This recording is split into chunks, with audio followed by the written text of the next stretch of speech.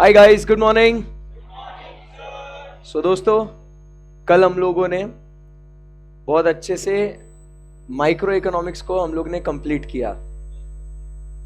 5 lectures लगे अपने को पूरे माइक्रो इकोनॉमिक्स को अच्छे से पढ़ने के लिए।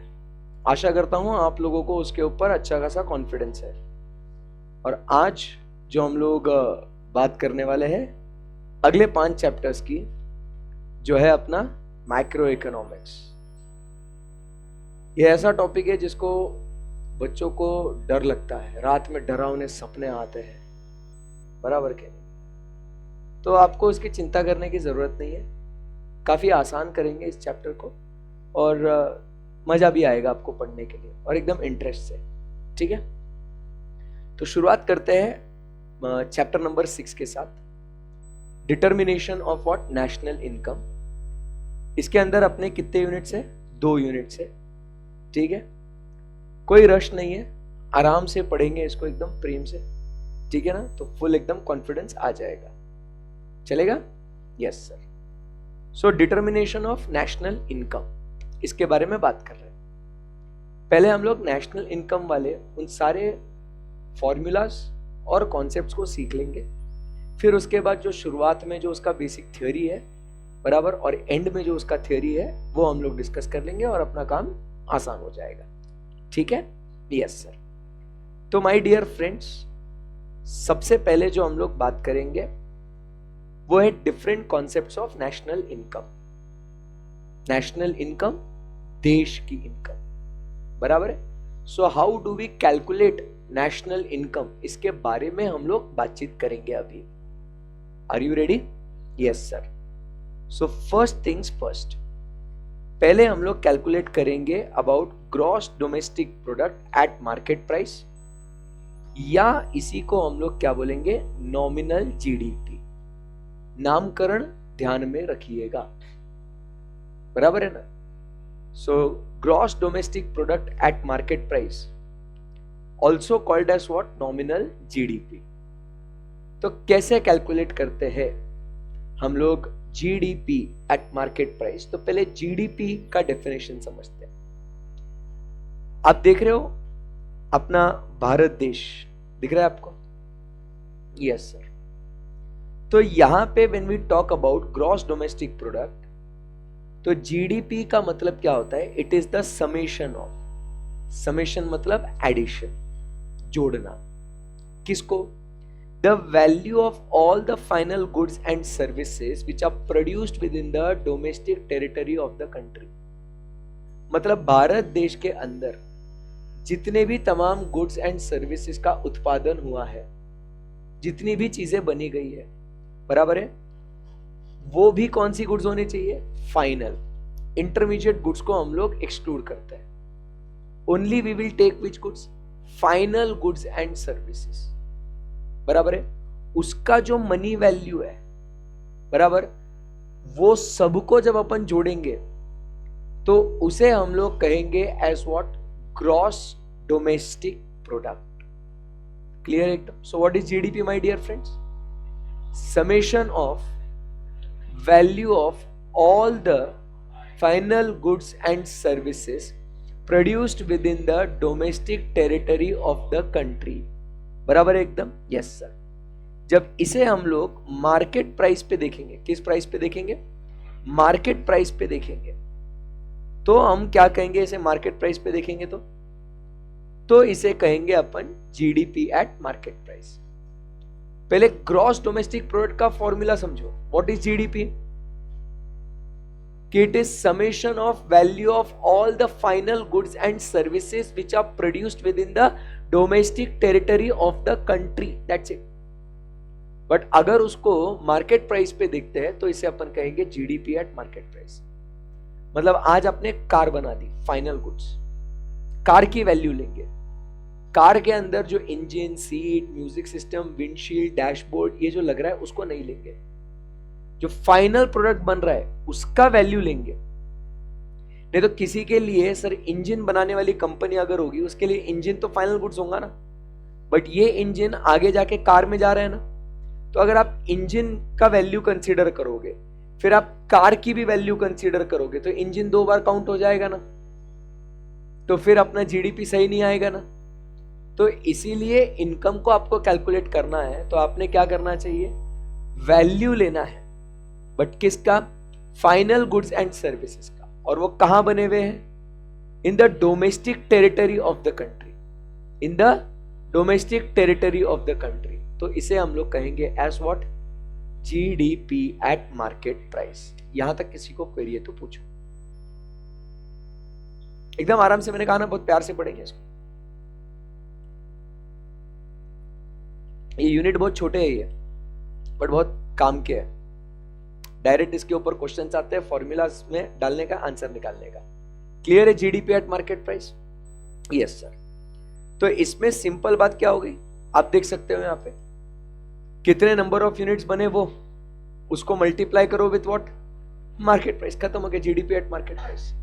पॉइंट नंबर 1 समझ में आया? Yes sir. नाउ अब जब हम लोग कहते हैं कि हमारे देश का जीडीपी बढ़ रहा है, तो जीडीपी बढ़ने के 2 रीजंस हो सकते हैं। एक तो आपको दिख रहा है यहां पे number of units into market price, ये क्या है, ऐसे फॉर्मूला है ये कि कितने यूनिट्स बने उसका मार्केट प्राइस क्या है, तो जीडीपी एट मार्केट प्राइस पर मिल गया। अब इसके अंदर क्या हुआ, आपको देखना है कि अपना ईयर ऑन ईयर जीडीपी बढ़ रहा है, तो इसके 2 रीजन हो सकते हैं। एक क्या रीजन होगा जरा आप बता सकते हैं क्या, कि सर आपने नंबर ऑफ यूनिट्स आपने ज्यादा कर दिए और मार्केट प्राइस कांस्टेंट है।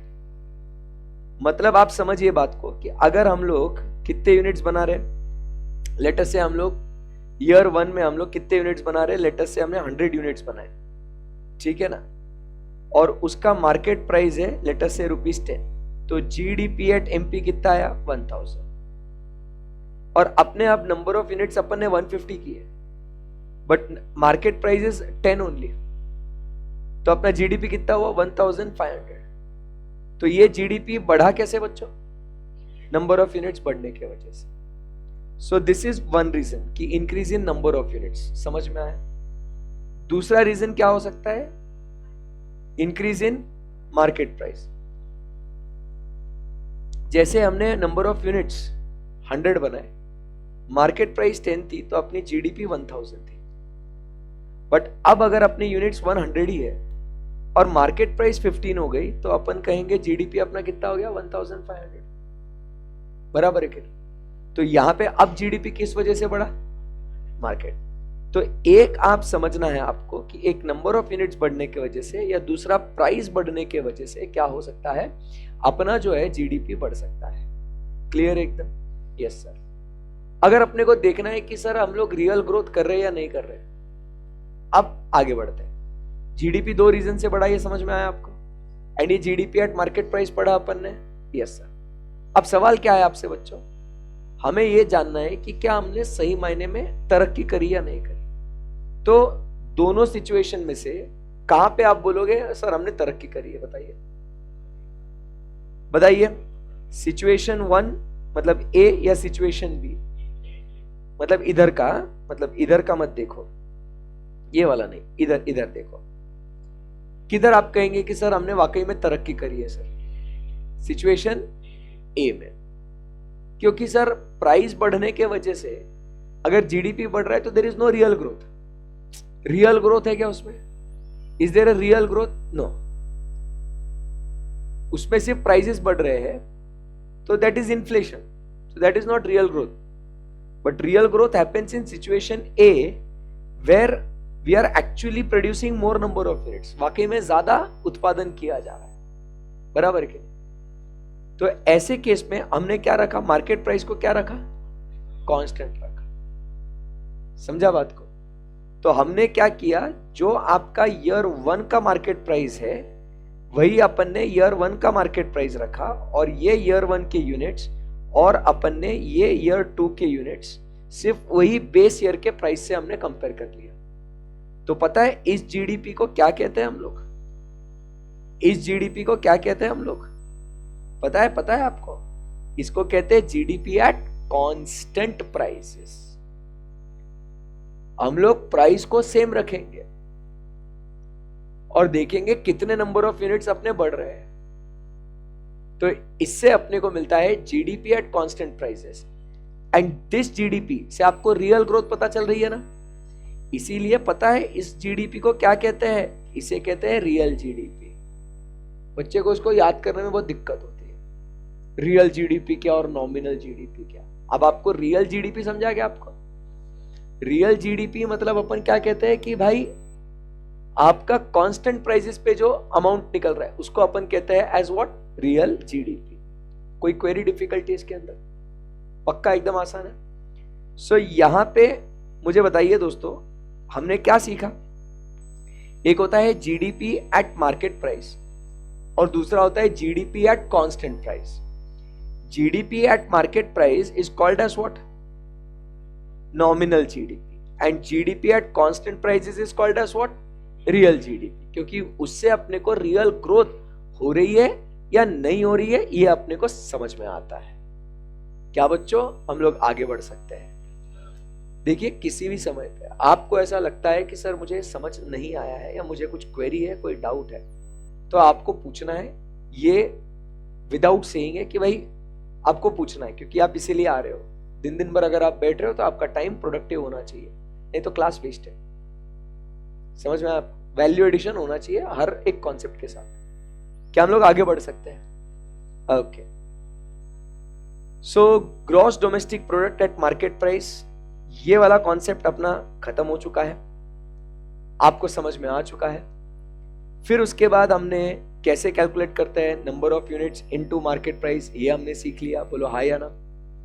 फिर जीडीपी हमारा बढ़ता है दो रीजन के वजह से, एक मार्केट प्राइस के वजह से और दूसरा नंबर ऑफ यूनिट्स के वजह से। क्लियर एकदम? Yes sir. जैसे ये आपको इधर एग्जांपल दिया है, जीडीपी ईयर 1 10,000 है, जीडीपी ईयर 2 15,000 है। दिख रहा है आपको? इधर 1000 यूनिट्स बनाए, इधर भी 1000 यूनिट्स बनाए, बट इधर मार्केट प्राइस क्या हो गई, बढ़ गई, इसीलिए अपना ये जीडीपी 15,000 रुपए हुआ। बोलो आया ना। तो ये सिर्फ प्राइस बढ़ने की वजह से हुआ। Are we good? बट आपको अगर रियल ग्रोथ पता करना है तो आपको कैलकुलेट करना है क्या, रियल जीडीपी। तो रियल जीडीपी हम लोग कैसे कैलकुलेट करेंगे, एट कांस्टेंट प्राइसेस। तो जो हमारे ईयर 1 के यूनिट्स है और जो हमारे ईयर 1 के प्राइस है, तो ये अपने को 10,000 आ गया GDP at market price for year 1। अब अगर मुझे ईयर 2 में हमने कितनी तरक्की करी है कितनी नहीं ये पता करना है, तो मैं देखूंगा ईयर 2 के नंबर ऑफ यूनिट्स जो 1200 है और उसको मल्टीप्लाई करूंगा ईयर 1 के प्राइस से ही। आपको दिख रहा है ईयर 1 का प्राइस कितना है, 10, तो इधर 10 से मल्टीप्लाई करूंगा और मुझे मिलेगा जीडीपी एट कांस्टेंट प्राइसेस। तो मुझे यहां पे मिल गया कितना, 12,000। तो हम कहेंगे यस, हमने तरक्की करी है। तो are we good with the first concept, GDP at market price, GDP at constant price. Formula गया दिमाग के अंदर, मजा आ गया एकदम। रियल ग्रोथ मेजर करने के लिए कौन सा GDP, constant price, which is also called as real GDP. Market price पे जीडीपी कैलकुलेट करते हैं तो इसे क्या कहते हैं, nominal GDP. And GDP at MP calculate कैसे करते हैं, डेफिनेशन क्या है उसका, summation of value of all the final goods and services produced in the domestic territory of the country for at a market price for an accounting year. Accounting year 1st April to 31st of March. Clear एकदम? या क्या हम लोग आगे बढ़ सकते हैं दोस्तों? Now we go ahead, and अब आपको क्या नजर आता है दोस्तों? आप अगर देख सकते होंगे कि यहां पे ईयर 1 का जीडीपी कितना है आपका,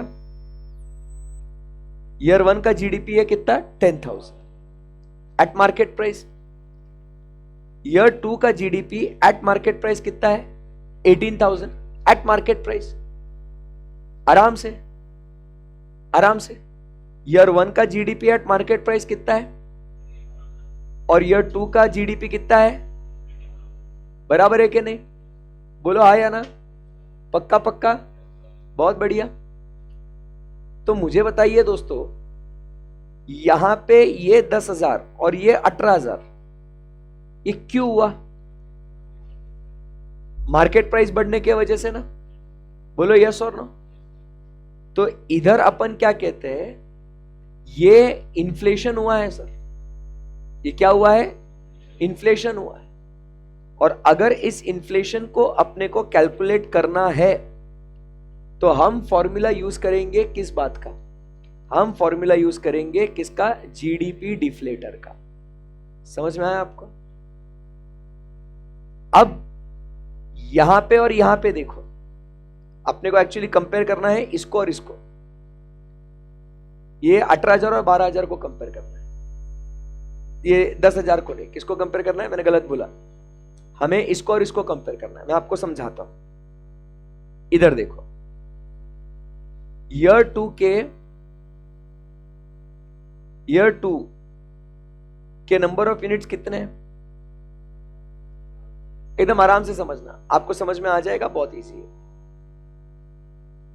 ईयर 2 में नंबर ऑफ यूनिट्स कितने हैं, कितना है, 1200 यूनिट्स, बराबर है। अब इसका मार्केट प्राइस और इसका कांस्टेंट प्राइस ये देखते हैं। यूनिट्स व्हाट, सेम 1200, ठीक है। तो मार्केट प्राइस कितना है इसका, मार्केट प्राइस इज ₹15, बराबर। This is of current year, बोलो बच्चों। एंड कांस्टेंट प्राइस कितना है, 10, दिस इज ऑफ ईयर 1, बोलो यस और नो। तो यहां पे अपना जीडीपी एट एमपी कितना आया, 1200 इंटू 15, दैट इज 18,000, बोलो बच्चों। और इधर कितना आया, जीडीपी एट कांस्टेंट प्राइसेस, ये कितना आया, 12,000। मैं एक सवाल पूछ रहा हूं, क्या नंबर ऑफ यूनिट सेम है क्या, बराबर है कि नहीं, बट फिर भी क्या हो रहा है यहां पे, 2 साल के, मतलब एक ही साल के आपको जीडीपी अलग अलग दिख रहा है, दिख रहा है कि आपको अलग अलग। तो इन दोनों में डिफरेंस क्यों है बताओ, क्योंकि ये जो मार्केट प्राइस है ये अलग अलग है, बराबर है कि नहीं। इसे क्या कहेंगे अपन, इसे क्या कहेंगे अपन, sir this is called as what, inflation. So inflation कितना परसेंट हुआ, कितना परसेंट इन्फ्लेशन हुआ, तो हम क्या बोलेंगे कि सर देखो ये आपका इतना अमाउंट है, ये कौन सा, ये बोलो ना, ये नॉमिनल जीडीपी है, डिवाइडेड बाय पुराना कितना था 10 into what 100 is equal to कितना आया, बोलो ना, कितना आया आपका 150%, बोलो यस और नो। तो इतने से प्राइसेस आपकी बढ़ी, मतलब ही हम लोग ऐसा भी कर सकते हैं, 18,000 divided by 12,000 into 100 is equal to कितना आया अपना आंसर, 150%। समझ में आ रहा है क्या आपको? तो प्राइसेस इतने से बढ़े ना, समझ में आया आपको, प्राइसेस इतने से बढ़े। So the inflation rate is 150%। तो इसका फॉर्मूला क्या हो गया, 18,000 कौन सा जीडीपी है, nominal GDP divided by real GDP into 100। आया बात समझ में आपको? Very good. तो इसका फॉर्मूला आपको लॉजिकली समझ में आ गया क्या, कि इतनी प्राइसेस बढ़ी है इस कांस्टेंट प्राइस के मुकाबले। तो बेस में क्या आएगा, कांस्टेंट प्राइसेस, न्यूमरेटर में क्या आएगा, नॉमिनल जीडीपी। क्लियर है एकदम, जो करंट मार्केट प्राइस पे होगा। क्लियर है एकदम। तो मैंने आपको दिख रहा है यहां पे ये प्राइस के हिसाब से भी करके दिखाया, क्योंकि नंबर ऑफ यूनिट्स तो सेम ही है ना, नंबर ऑफ यूनिट्स क्या है, सेम ही है। तो this is the nominal GDP divided by constant GDP real GDP into 100। Are we good? Yes sir. Let it go into your body, let it sink in आराम से, फिर हम लोग आगे बढ़ते हैं। Guys in the live streaming आपने भी कुछ क्वेरी रहेगा तो पूछते जाना है। हाँ जी बच्चों, कुछ क्वेरी? सर ये इरेज मत करो ना, ऐसे मत बोलो, ये सब लिखा हुआ है मैंने, ये दिख रहा है ना आपको, ये सब सब लिखा हुआ है, और ये आपको ऑब्वियसली नोट्स शेयर करूंगा ही। तो अपने 3 फॉर्मूला हो गए। कौन से 3 फॉर्मूला हो गए? एक नॉमिनल जीडीपी, एक रियल जीडीपी और एक जीडीपी डिफ्लेटर।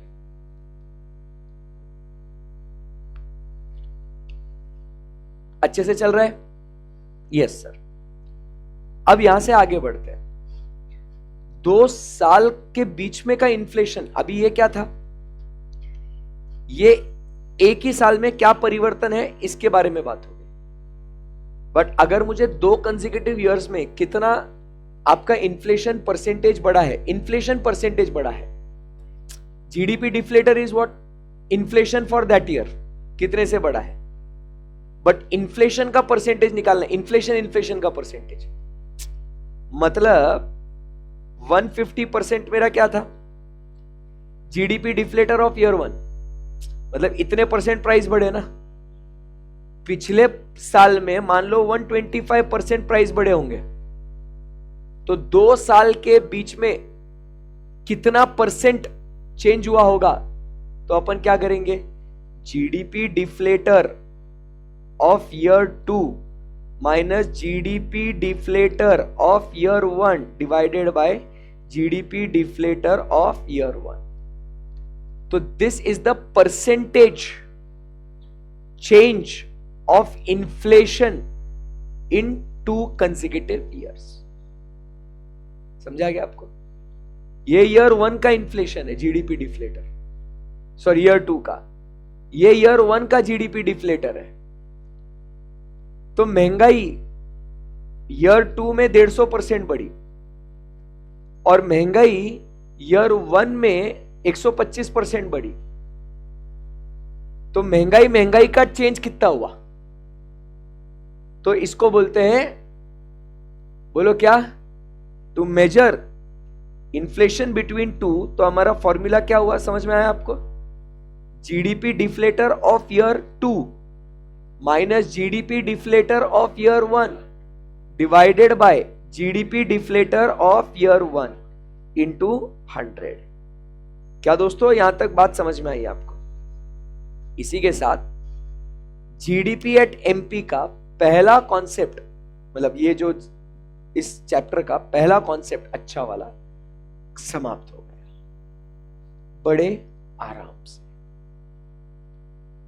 बच्चों को क्या लगता है इसको बहुत डिफिकल्ट चैप्टर है, ट्रिकी है, और पूरे इंडिया में इन चीजों को क्या करा जाता है ना, डराया जाता है बच्चों को कि इट इज वेरी डिफिकल्ट, ऐसा वैसा ना, कोई एकदम इजी, ठीक है ना। बोलते ऐसे इंटर में पढ़ाया जाता था ये पहले, अब तुमको आया फाउंडेशन में, ऐसा ये इंटरमीडिएट में हुआ करता था, कोई नहीं, बहुत इजी है एकदम। क्या आगे बढ़ सकते हैं हम लोग? बोलिए बच्चों। Very good. तो एक बार मैं आपसे कुछ सवाल पूछ लूं। GDP at MP is called as, and GDP at constant prices is called as. To measure growth we will consider real GDP, बराबर? Yes sir. मुझे बताओ, GDP inflator measures what? Inflation. To measure inflation between 2 consecutive years we use the formula GDP deflator of year 1 year 2 minus GDP deflator of year 1 divided by GDP deflator of year 1।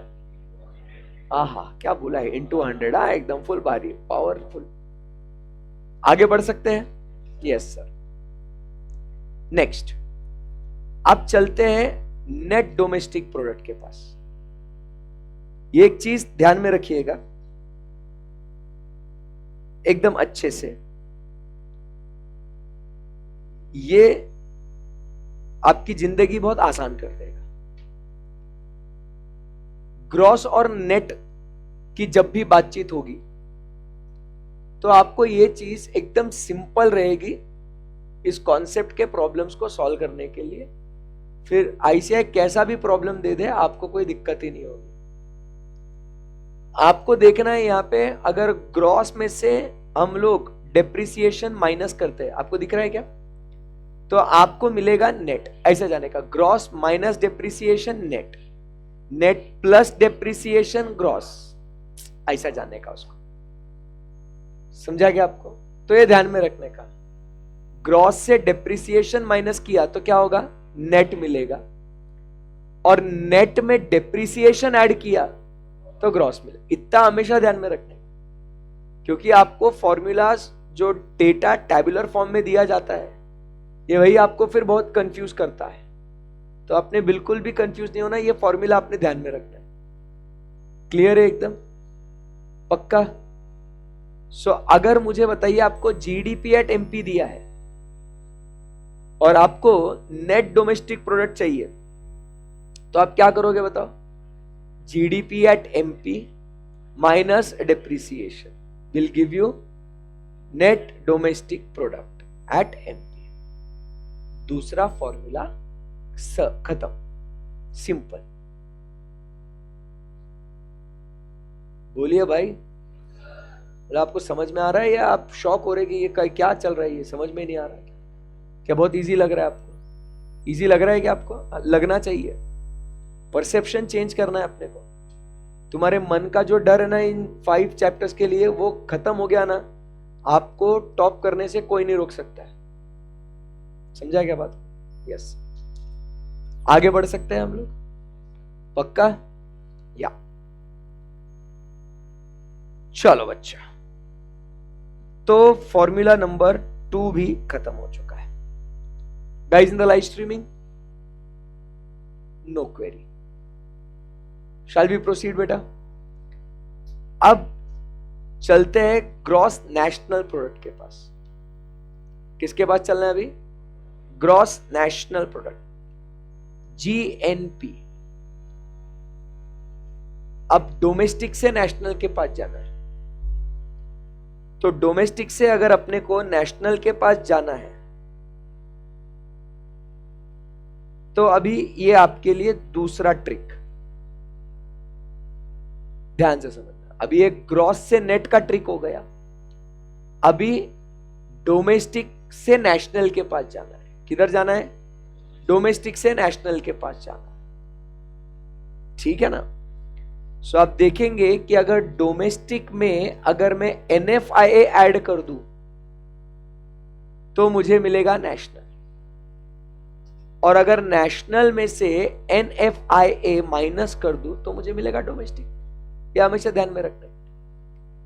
तो gross में से अगर depreciation minus किया तो net, net में depreciation add किया तो gross. Clear है? और डोमेस्टिक में अगर NFIA ऐड किया तो नेशनल, और नेशनल में से NFIA माइनस किया तो डोमेस्टिक। समझ में आया आपको? बहुत बढ़िया, इजी है। Now we talk about is sir what is NFIA? Net factor income from abroad. So what is NFIA? Net factor income from abroad। मतलब बाहर से कितना पैसा आ रहा है उसकी बात हो रही है। सो कितना पैसा आ रहा है बाहर से? तो जो पैसा हमने रिसीव किया माइनस जो पैसा हमने दिया।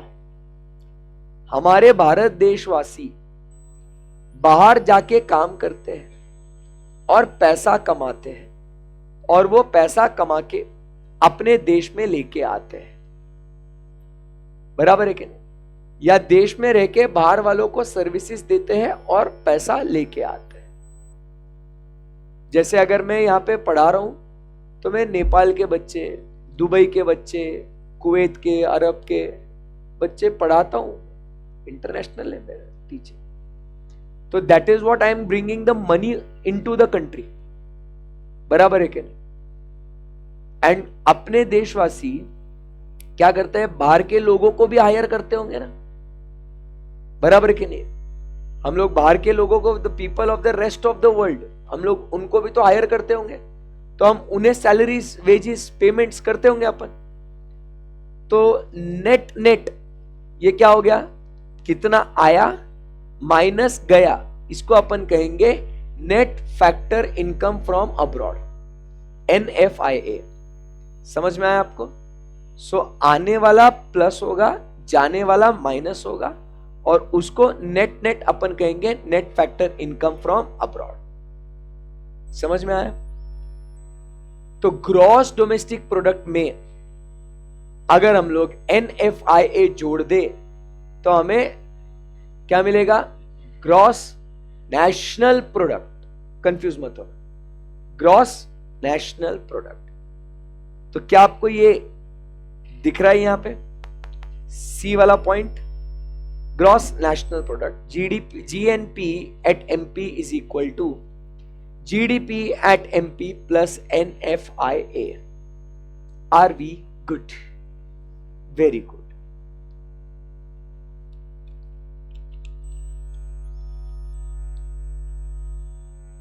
चलिए मालिक, तो फिर आगे बढ़ते हैं।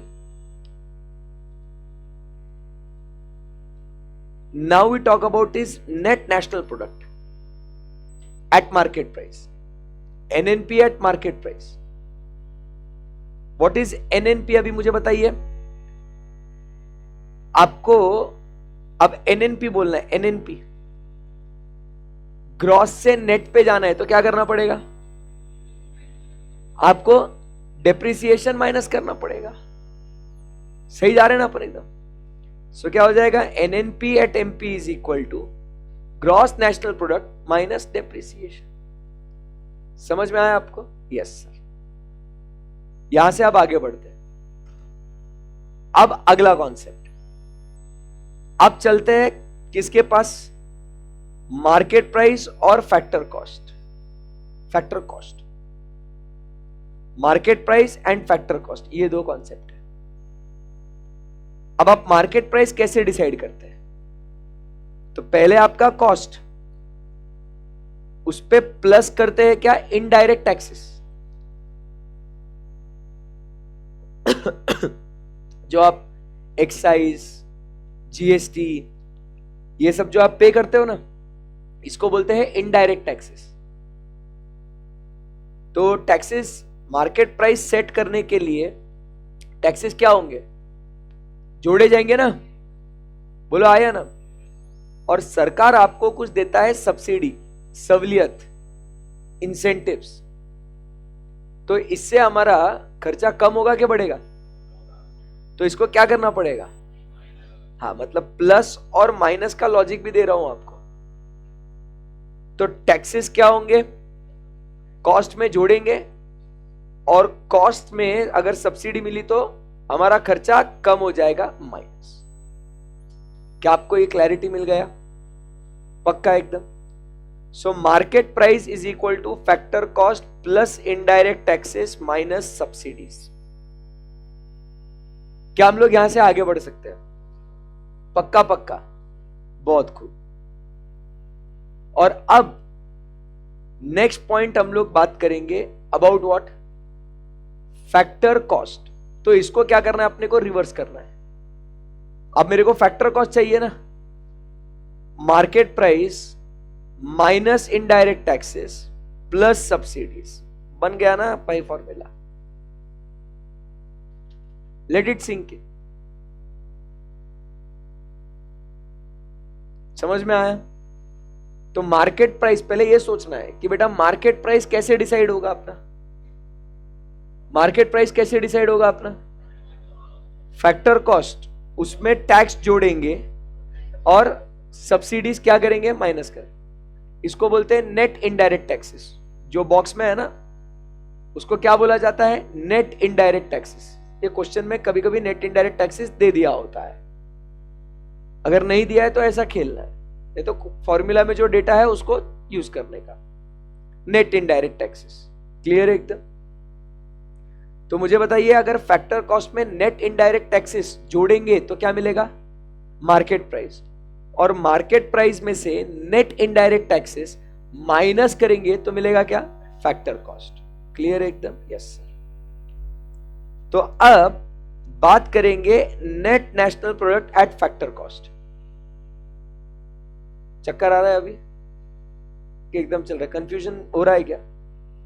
कि बड़े आराम से, आराम से so net national product at factor cost is equal to क्या बोलेंगे, एनएनपी एट एफसी।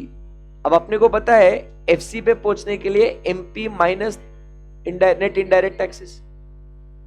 सो आपने बस एनएनपी एट एमपी लेना है आपने, समझा क्या बात को? उसमें माइनस करना है इनडायरेक्ट टैक्सेस, प्लस करना है subsidies. You have your answer. And my dear friends, net national product at factor cost is nothing but your, बोलो, नेशनल इनकम। जम गया? सो आपको ट्रिक क्या बताई, नेट से डेप्रिसिएशन प्लस करोगे तो मिलेगा ग्रॉस, ग्रॉस से डेप्रिसिएशन माइनस करोगे तो मिलेगा नेट। तो वो ध्यान में रखने का जी और एन के लिए। फिर उसके बाद डी और एन, डोमेस्टिक और नेशनल के बीच में अंतर आता है एनएफआई का। अगर डोमेस्टिक में एनएफआई ऐड करोगे तो नेशनल, और नेशनल से एनएफआई माइनस करोगे तो डोमेस्टिक। और अब ये यहां पे आते हैं, ये आपके लिए और एक ट्रिक। क्या होगा बेटा, दरवाजा लगाते रहे। क्या होगा ये, फैक्टर कॉस्ट में नेट इनडायरेक्ट टैक्सेस ऐड करोगे तो वेरी गुड, और मार्केट प्राइस में से नेट इनडायरेक्ट टैक्सेस लेस करोगे तो वेरी गुड, जम गया। And net indirect taxes is equal to indirect taxes minus subsidies, मतलब the difference of the two, plus minus. सही है, कितना इजी है। And NNP at FC is nothing but called as what, national income. Clear है एकदम? Yes sir. अभी ध्यान से सुनना दोस्तों, ये हो गया एनएनपी एट फैक्टर कॉस्ट। ऐसे हम लोग पहुंचे, ये समझ में आया आपको? अभी इसके और अलग स्टाइल से फॉर्मूलाज हम लोग सीखते हैं, जो एग्जाम के लिए अपने के लिए इंपॉर्टेंट है। तो यहां तक जो हमने 7 बातें सीखी, उम्मीद कर रहा हूं कि इसमें आपको कोई डिफिकल्टी नहीं है। पक्का? लेट्स गो, एकदम आराम से, कोई जल्दबाजी नहीं, अपना बहुत टाइम है आपके पास। सो अब लेट्स गो अहेड, और अब अलग तरीके से GDP at factor cost, direct GDP at FC निकालेंगे। डायरेक्ट जीडीपी एट एफसी निकाल सकते हैं क्या ऐसे? GDP at FC direct, direct निकालेंगे जीडीपी एट एफसी। तो कैसे मिलेगा? एक formula, GDP at MP minus indirect taxes plus subsidies. तो इसमें कोई ऐसे डिफिकल्टी नहीं है, वेरी इजी। अभी दूसरा, और एक तरीके से जीडीपी एट एफसी निकाला जा सकता है, क्योंकि एग्जाम में टैबुलर फॉर्म में आपको ये सारा कंटेंट भी दिया जाता है, ये डेटा दिया जाता है। तो उसको यूज करके you also need to calculate what GDP at FC. फिर बच्चा सोचता है अरे यार वो जीडीपी एट एफसी सर ने कैसा भी कुछ याद ही नहीं आ रहा। तो ऐसा नहीं होना चाहिए। अब बात करेंगे किसके बारे में? GDP at FC. GDP at FC, तो उसमें क्या क्या आता है? फैक्टर कॉस्ट, तो फैक्टर्स ऑफ प्रोडक्शन को जो हम लोग पैसा देते हैं वो ऐड करना है। तो नंबर 1 कंपेंसेशन टू एम्प्लॉइज, वो फैक्टर कॉस्ट है अपने। सेकेंड ऑपरेटिंग सरप्लस, तो उसमें क्या क्या आता है? रेंट, लैंड पे देते ना रेंट। फिर interest on capital and entrepreneur earning what? Profit. तो आ गया ना लैंड, लेबर, कैपिटल, एंटरप्रेन्योर का। बट कभी कभी क्या होता है, कोई कोई सेल्फ एम्प्लॉयड होता है, तो उसको प्रॉफिट या उसकी सैलरी या क्या ऐसा समझ में नहीं आ पा रहा है। तो इसीलिए इसको बोलते हैं क्या, mixed income of self employed. तो जो स्वरोजगार योजना के अंदर, मतलब बेसिकली जो सेल्फ एम्प्लॉयड है, उनके लिए हम लोग क्या बोलते हैं कि they earn what, a mixed income. तो ये भी तो एक तरीके से क्या, अपन इकोनॉमिक कॉस्ट की बात करते हैं ना अपन, तो इसीलिए वो भी अपन जोड़ते हैं। तो ये सब जब जुड़ जाता है, इसमें बाय डिफॉल्ट ऑब्वियसली डेप्रिसिएशन तो है ही, वो कैसे आगे मैं समझाऊंगा आपको और वो क्या होता है। तो बेसिकली आपको जीडीपी एट एफसी ऐसा अलग से डेप्रिसिएशन लिखने की जरूरत नहीं है आपको, वो बाय डिफॉल्ट मतलब है ऐसा। तो आप डेप्रिसिएशन ऐड करना ये ध्यान में रखना अगर सेपरेटली प्रोवाइड किया है तो। क्लियर एकदम। तो this is also what is the factor cost, gross domestic product at factor cost. इसका मेमोरी टेक्निक क्या है इसको याद रखने के लिए, so we use the memory technique prime. कैसे प्राइम, PRI से मिलता है operating surplus, PRI that is operating surplus, profit, rent and interest. M मतलब mixed income of self employed, और E मतलब कंपेंसेशन टू एम्प्लॉइज। समझ में आएगा आपको, simple. So that is GDP at factor cost my dear friends. Clear एकदम, मजा आ गया। कोई क्वेरी? अब बताओ यहां से अगर जीडीपी एट फैक्टर कॉस्ट आपको दिया गया है और जीडीपी एट फैक्टर कॉस्ट से आपको एनडीपी एट फैक्टर कॉस्ट चाहिए, तो क्या करोगे? बस डेप्रिसिएशन माइनस करोगे ना। तो इसीलिए वो डेप्रिसिएशन एडेड है, बस इसी में से आपने क्या करना है, डेप्रिसिएशन माइनस करना है। तो इसके अलग अलग फॉर्मूला क्या होते हैं? एक तो net domestic product factor cost जो हमने सीख लिया था, that is GDP at FC minus depreciation. या आप क्या करो, GDP at MP minus net indirect taxes, ऐसा भी तो आता ना, GDP at MP minus net indirect taxes minus depreciation. या तो आपका ध्यान से समझना, NDP at factor cost is equal to just prime, prime plus depreciation, prime plus depreciation is equal to GDP at factor cost and only prime, अरे only prime is NDP, क्योंकि minus depreciation करेंगे तो depreciation cut हो जाएगा ना। समझा क्या बात को? तो इसमें डेप्रिसिएशन जोड़ने का नहीं, तो मतलब माइनस किया जैसा हो गया ना। Prime plus depreciation is GDP at factor cost and only prime, अरे only prime NDP at factor cost. समझ में आया क्या आपको? और उसके बाद हम लोग वो एनएफआई वगैरह खेलेंगे तो अपने को एनएनपी मिल जाएगा at factor cost, and NNP at factor cost is nothing but national income. क्या दोस्तों आपको ये समझ में आएगा? So shall we have a quick recap? बोलिए ना, shall we have a quick recap of what we studied? GDP का formula eight market price, summation of value of all the final goods and services produced in the domestic territory at market price in an accounting year. मुझे बताइए NDP at market price, GDP at market price minus depreciation, बराबर है कि नहीं? GNP at MP, GDP at MP plus NFI, NNP at MP, बोलो बे, NNP at MP is GNP at MP minus depreciation।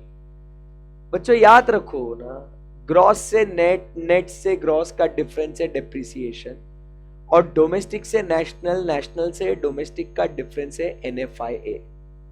भूलो मत ना, कंफ्यूजन नहीं होएगा आपको, समझ में आया आपको? और मुझे बताओ MP से फैक्टर कॉस्ट का डिफरेंस क्या है? NFI, और NFI से MP का क्या, सॉरी, मार्केट प्राइस से फैक्टर कॉस्ट, और फैक्टर कॉस्ट से ये नेट इनडायरेक्ट टैक्सेस। गलत बोल दिया, क्लियर है एकदम? यस। मुझे बताओ फैक्टर कॉस्ट के लिए और क्या कंसीडर करेंगे gross domestic product factor cost के लिए? Prime plus depreciation, and PRI is equal to what? Operating surplus. भूलना नहीं, कभी कभी एग्जाम में बैलेंसिंग फिगर निकालने को बोलते हैं, फाइंड ऑपरेटिंग सरप्लस। समझा बात को? तो फॉर्मूला ध्यान में रखना, prime, prime plus depreciation, and only prime is NDP at factor cost. उसमें NFI जोड़ देंगे तो NNP eight factor cost, which is your national income. समाप्त। इजी। Shall be proceed? पक्के में आगे बढ़ते। अभी एक इंपॉर्टेंट कॉन्सेप्ट जो हम लोग अभी सीखेंगे, that is personal income.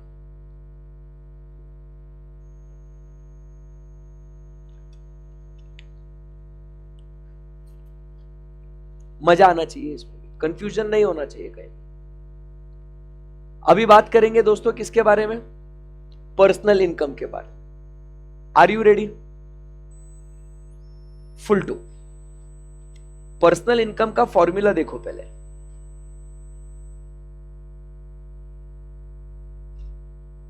Personal income का फॉर्मूला शुरू होता है नेशनल इनकम से। जो बॉक्स में डाला है वो आपने ध्यान में रखना। It is national income plus income received but not earn, बराबर के नहीं, minus income earn but not received. बच्चा जब ये पढ़ता है तो उसको इधर ही चक्कर आ जाता है, साला ये क्या चीज है वे, बराबर है कि नहीं? पहले ध्यान से सुनना, national income plus income received but not earn minus income earn but not received. ऐसा कुछ बात हो रहा है इसके अंदर। तो चलिए जरा इसको स्टडी करते हैं, बट इसको डिस्कस करने से पहले हमारी बातचीत होगी on what is income earn but not received and income received but not earn. इसके ऊपर जरा चर्चा करते हैं, चलेगा? ओके। देखिए, जब हम लोग नेशनल इनकम कैलकुलेट करते हैं तो उसके अंदर हम लोग फैक्टर का इनकम कंसीडर करते हैं। इसके अंदर जो फैक्टर इनकम है वो तुमने मेहनत करके, काम करके, प्रोडक्टिव एक्टिविटी करके तुमने वो पैसे अर्न करने चाहिए। तो नेशनल इनकम के अंदर वो इनकम आती है जो बच्चों आपने इनकम को अर्न किया है। समझ में आया क्या आपको? नेशनल इनकम के अंदर वो चीजें आती है जो आपने अर्न किया है। समझ में आया आपको? आपने क्या किया है? उसको अर्न किया है। क्लियर है एकदम? पक्का? बहुत बढ़िया।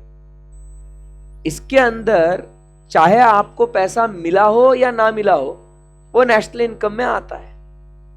इंपॉर्टेंट क्या है? आपने वो मेहनत से पैसा कमाना चाहिए। सो नेशनल इनकम में क्या आता है? फैक्टर इनकम अर्न्ड, चाहे वो आपने रिसीव करी हो या ना करी हो, हम वो चीज को शामिल करेंगे। क्या ये बात आपको समझ में आई? पक्के में एकदम? बहुत बढ़िया। बट नेशनल इनकम में क्या नहीं आता है? नेशनल इनकम में इनकम अर्न्ड, नेशनल इनकम में इनकम अर्न्ड आता है, चाहे वो आपको नकद मिला हो या ना मिला हो। received or not received, but if it is earned, it is added. In where? National income. समझ में आया आपको? But my dear friends, on the other hand, transfer payments, मतलब जो आपकी कमाई का पैसा नहीं है, तो वो जो है वो नेशनल इनकम में ऐड नहीं होता है। जैसे कि आपको पेंशन मिल रहा है, रिटायरमेंट बेनिफिट्स है, बराबर, मम्मी पापा ने पैसे दिए आपको, तो वो चीजें नेशनल इनकम में नहीं आती है। ये क्या है? सिर्फ it is changing hands, it is just what? Changing hands.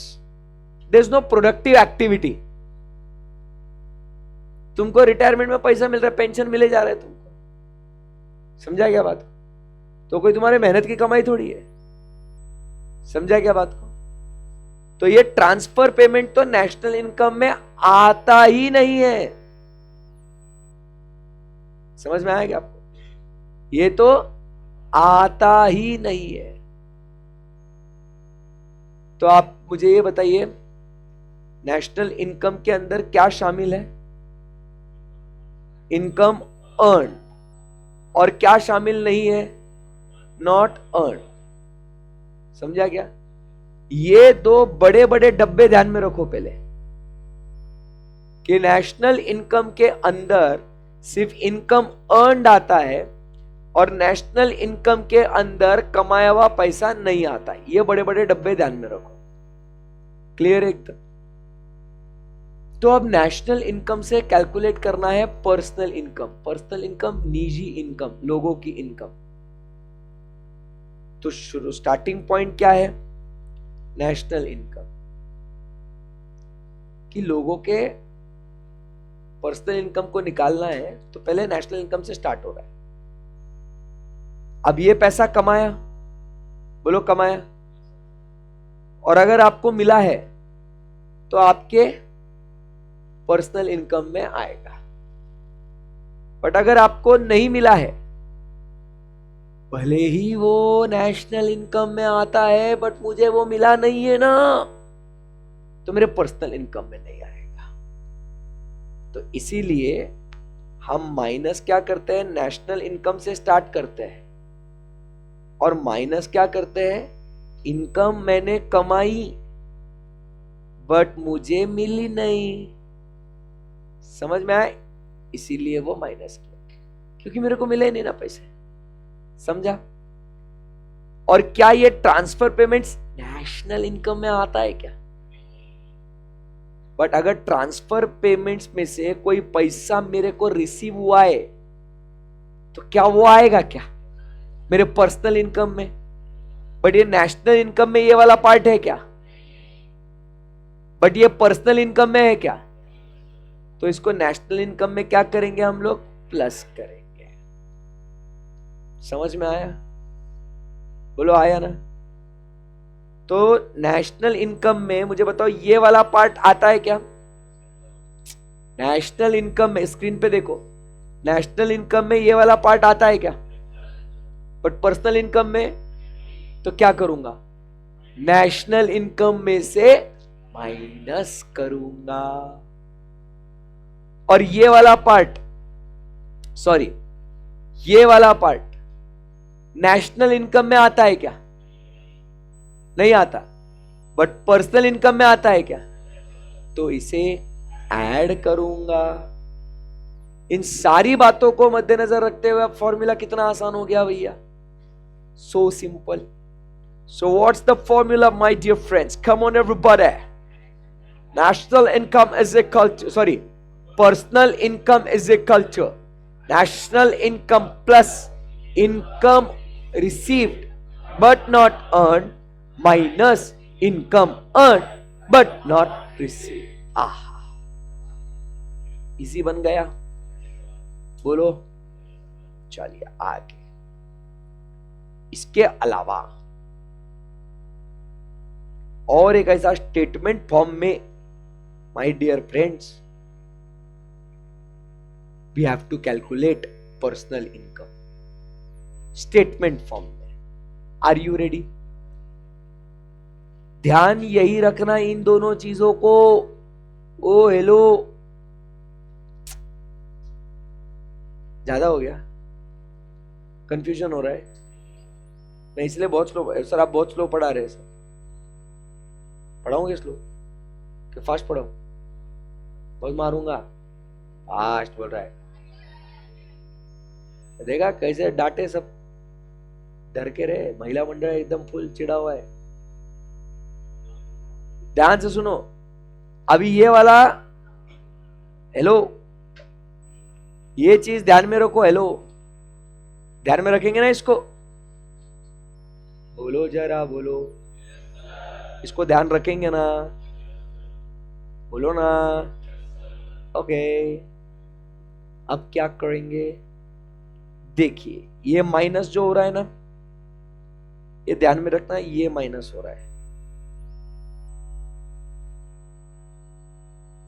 और जो ये प्लस हो रहा है ना, ये प्लस हो रहा है। समझा क्या? इसका स्टेटमेंट फॉर्म है। क्योंकि इतना तो समझ में आ गया, जो रिसीव्ड बट नॉट अर्नड है वो ऐड होएगा, जो अर्नड बट नॉट रिसीव्ड है वो लेस होगा।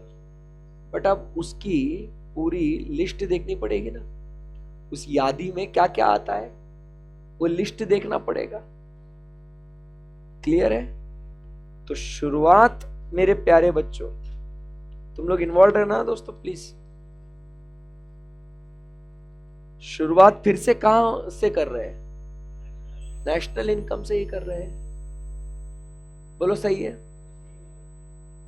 इसमें से करेंगे पहले लेस। क्या क्या?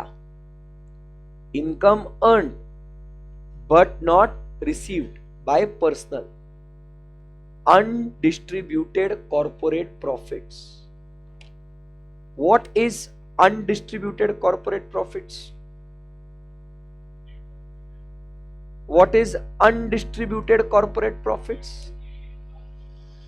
Which are retained by corporates. तो वो लोगों को दिया ही नहीं ना वो पैसा। समझा क्या आपको? नहीं समझा? अरे जैसे रिलायंस कंपनी को प्रॉफिट हुआ, बराबर है कि नहीं? अभी जैसे अगर मैं आपको बताऊं,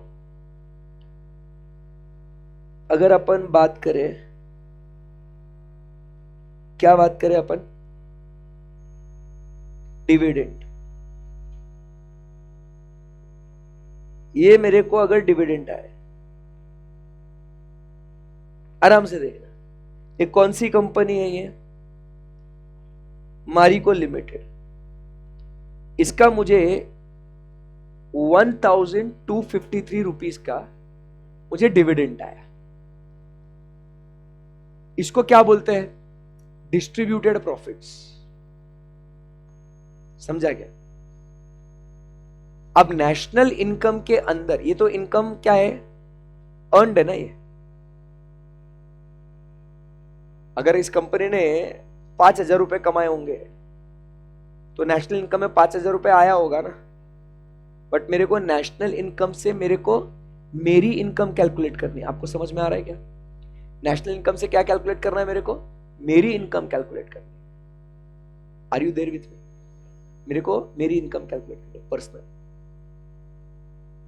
तो उसमें से कौन सी चीज माइनस करूं?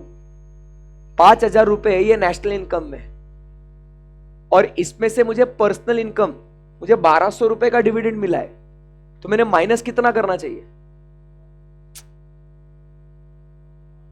आराम से बुद्धि लगाओ, दिमाग लगाओ for a change. National income 5,000 है मान लो, वो पूरा अर्निंग्स नेशनल इनकम में तो आएगा ना। उसमें से मुझे पर्सनल इनकम निकालने का है। अरे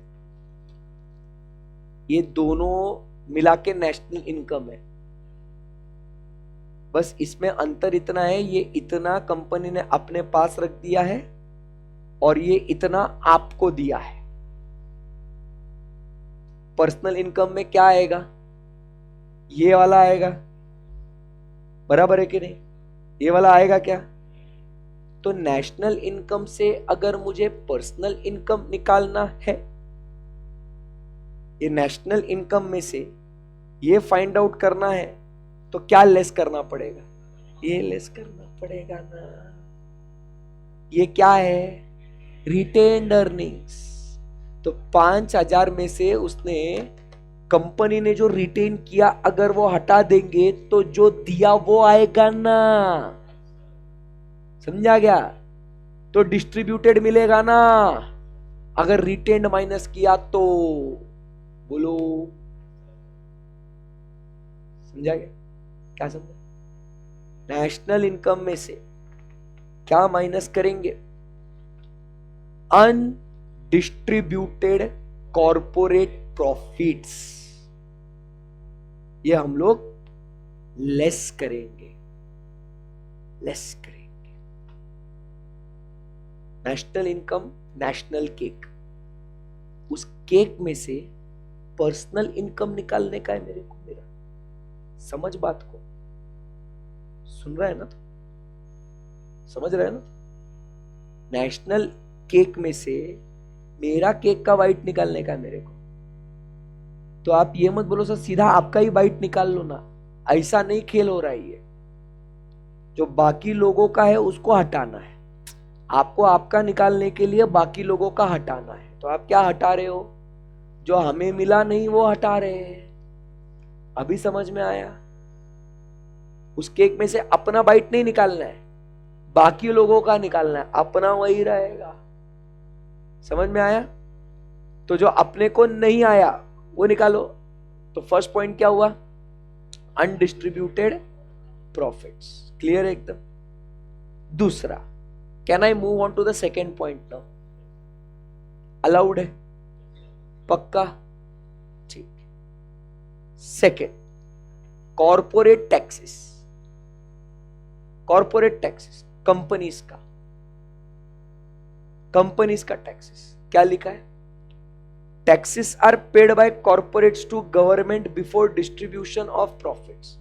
तो 5,000 रुपए प्रॉफिट था ना, उसके पहले टैक्स भरा होगा।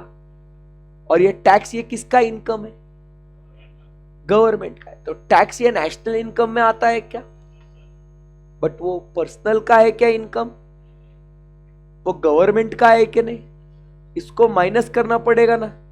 या ये पर्सनल वालों के झोली में आता है क्या, जो कॉर्पोरेट्स ने, बिजनेसेस ने जो टैक्स भरा, क्या वो पर्सनल वालों के पास आता है क्या, नहीं। अगर मेरे को नहीं आता है तो नेशनल इनकम में से उसे हटा दो। समझ में आया। मैं ये क्यों ऐसा बता रहा हूं, क्योंकि एग्जाम में आपको ये लॉजिक के साथ आपको आंसर्स निकालने। समझ में आया आपको, very good. Point number 1 and 2 are over. Let's move to the third.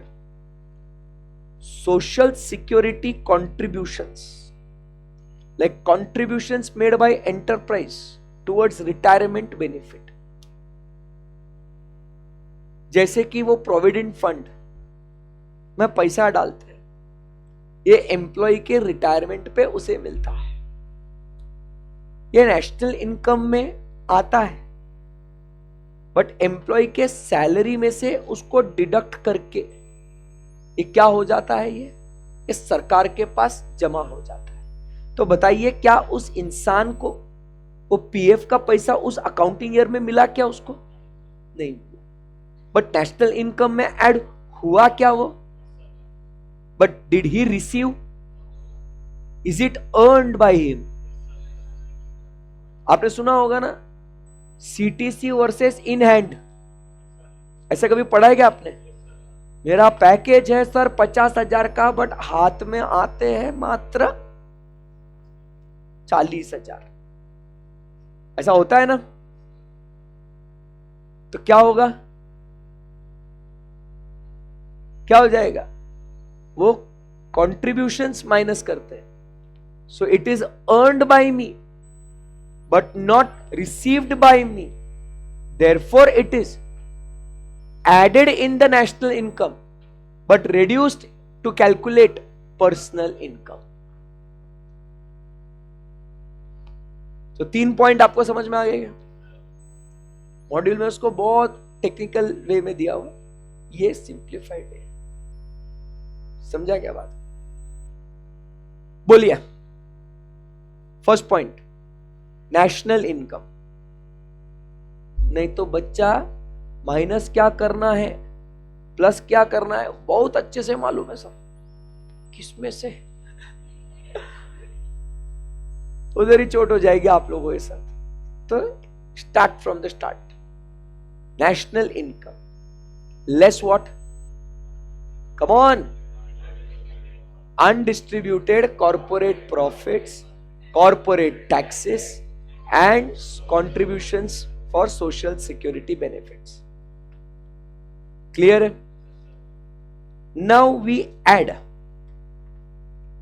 transfer payments,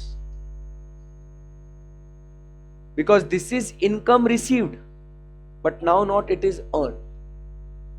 pension का पैसा मिला बट ये फुकट का मिला, ये फुकट का मिला। ये नेशनल इनकम में ऐड नहीं होता, बट पर्सनल इनकम में मेरे को मिला ना, मेरे पॉकेट में आया ना, इसको ऐड करेंगे। समझ में आया? Next, unemployment benefits. Example of what? Transfer payments. आपको पता है अलग अलग सरकार की योजनाएं होती है, बेरोजगार लोगों को भी सरकार पैसा बांटती है। अभी रिसेंटली आपने लाड़की बहन योजना आपने देखा होगा, महिलाओं को कुछ उद्योग शुरू करने के लिए पैसा दिया गया है। ये क्या है? ये ट्रांसफर पेमेंट है। साला अपने से लिया जा रहा है पैसा टैक्स के माध्यम से, लाखों करोड़ों रुपए का टैक्स भर रहे हैं और सरकार ये पैसा लुटा रही है लाड़की बहनी योजना। जो बेरोजगार है, बेटा तू बेरोजगार है ना, ये ले ले 1500 रुपए, खुश रहे। समझ में आया आपको? इसीलिए कल अपन ने बात करी थी ना कि क्या बोलते हैं उसको, जितनी प्रॉब्लम ऑफ अबंडेंस, ज्यादा पॉपुलेशन होता है तो उनको मेंटेन करने में ही हमारा खर्चा हो जाता है। तो सेविंग, कंजम्पशन, इन्वेस्टमेंट में सेविंग और इन्वेस्टमेंट होता ही नहीं है, सिर्फ कंजम्पशन होता है। वैसा अनएम्प्लॉयमेंट बेनिफिट्स, या तो सरकार की कोई वेलफेयर स्कीम्स, बिजली मुफ्त, बराबर के नहीं, अनाज मुफ्त, तो वो सब क्या है? पर्सनल इनकम में आ जाता है।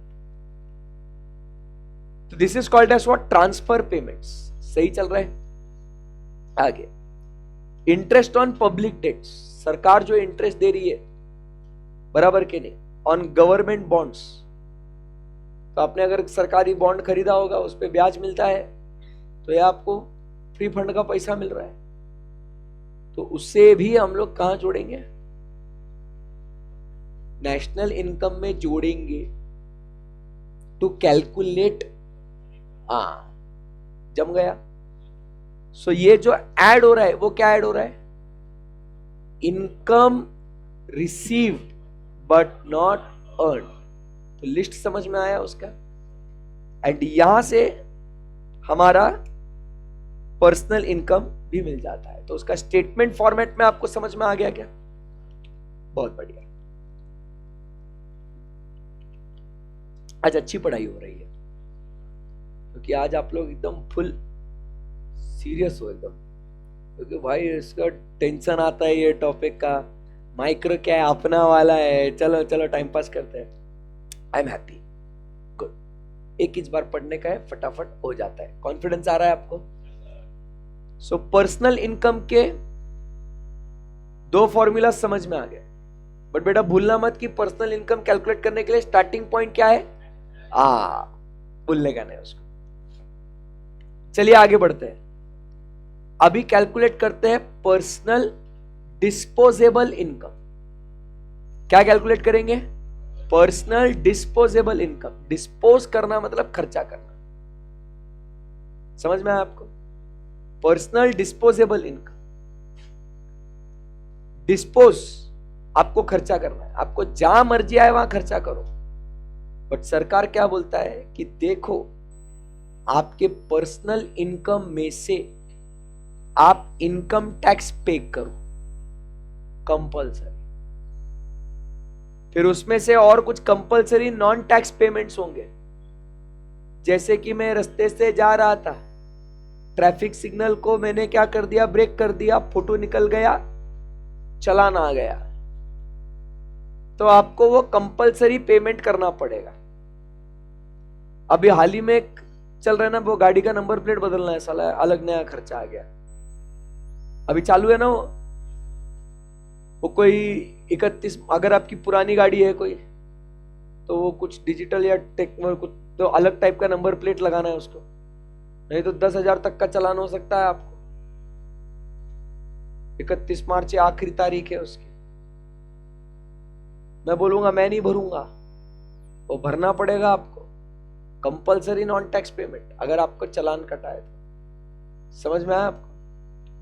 वो सब आपने पैसा देने के बाद जितना भी आपके हाथ में बचता है, 100 रुपए कमाया, 30 रुपए टैक्स दिए, 30 रुपए आपने और कुछ नॉन टैक्स पेमेंट्स करना है कंपल्सरी, एटसेट्रा एटसेट्रा, 100 रुपए कमा के आपके हाथ में अगर मान लो आप बचते हैं 50 या 40 रुपए, फिर सरकार बोलता है ओके, तेरे को अब वो खर्चा करना है, जैसा खर्चा करना है कर ले, कोई दिक्कत नहीं, एंजॉय, तू कर ले अब तो खर्चा। This is called as personal disposable income. तो which income can be spent, personal income और डिस्पोजेबल इनकम? Disposable income. समझ में आया? यस सर, बहुत अच्छा। सो हमारा पर्सनल डिस्पोजेबल इनकम का कॉन्सेप्ट भी खत्म हो चुका है। क्या हम लोग आगे बढ़ सकते हैं? Very good. अब चलते हैं दोस्तों, ये कॉन्सेप्ट क्लियर हो रहे हैं ना? अब हम लोग चलते हैं आगे और बातचीत करते हैं about net national disposable income. अभी देश का डिस्पोजेबल इनकम, तो वापस से शुरुआत कहां से होगी? नेट नेशनल इनकम से। And what is net national income? It is net domestic product at factor cost plus NFI। अरे बोलो भाई, मतलब आपको कैलकुलेट क्या करना है?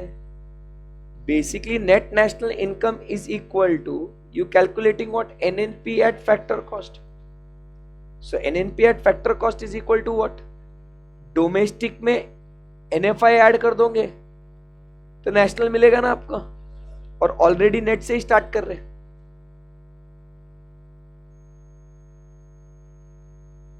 अरे मैं जानबूझ के वेट कर रहा हूं ताकि आपका जो सिस्टम है इन बातों को प्रोसेस कर पाए।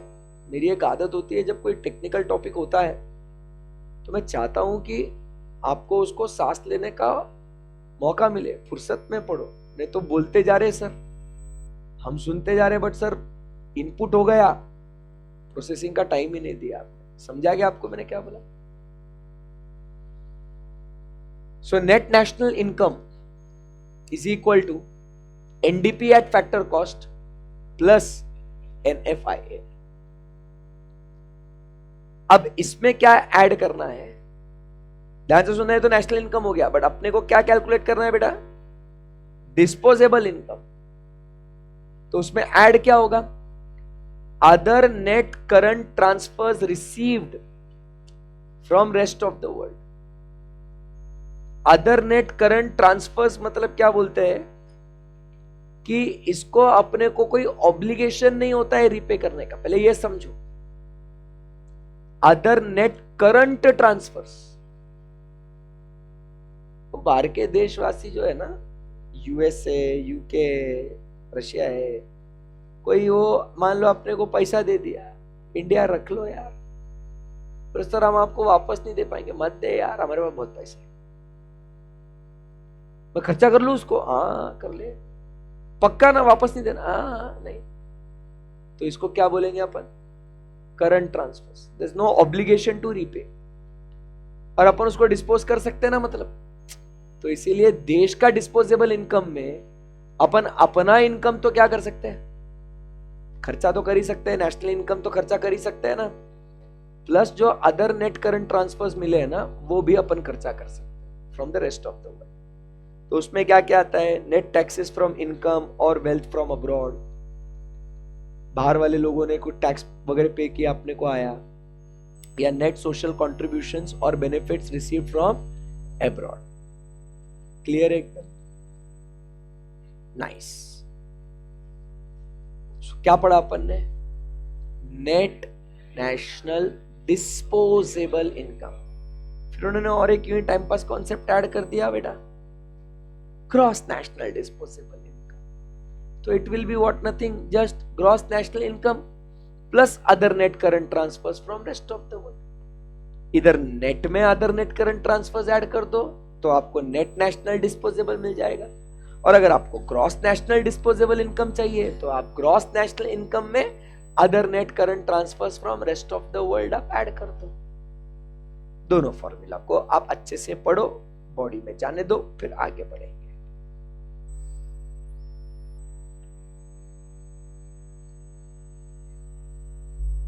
वो ग्रॉस चाहिए ना बेटा, और नेट में ऑलरेडी वो नेट है ना बाबू, समझा क्या बच्चा? लेट इट सिंक इन, आराम से, कोई अपने को जल्दी नहीं है।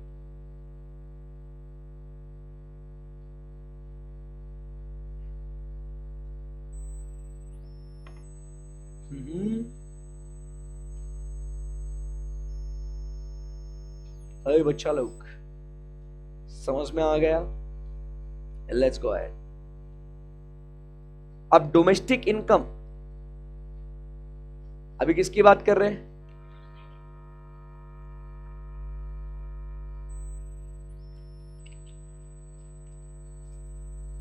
आप एक बार अपने आप से समझ लो क्या क्या पढ़ा हमने। जीडीपी, प्रोडक्ट प्रोडक्ट प्रोडक्ट चल रहा था, अब डोमेस्टिक इनकम चल रहा है, और नेशनल इनकम बात करी थी, डोमेस्टिक इनकम की बात नहीं करी। तो नेशनल इनकम में एनएफआई आता है, अभी अपन डोमेस्टिक इनकम की बात कर रहे हैं। ये कंफ्यूजन नहीं होना चाहिए, इसलिए we are taking it very एकदम smooth and easy, nice and slow.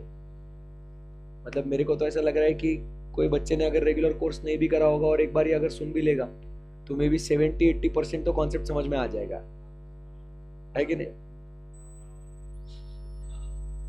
Clear है एकदम? ये यहाँ पे भी।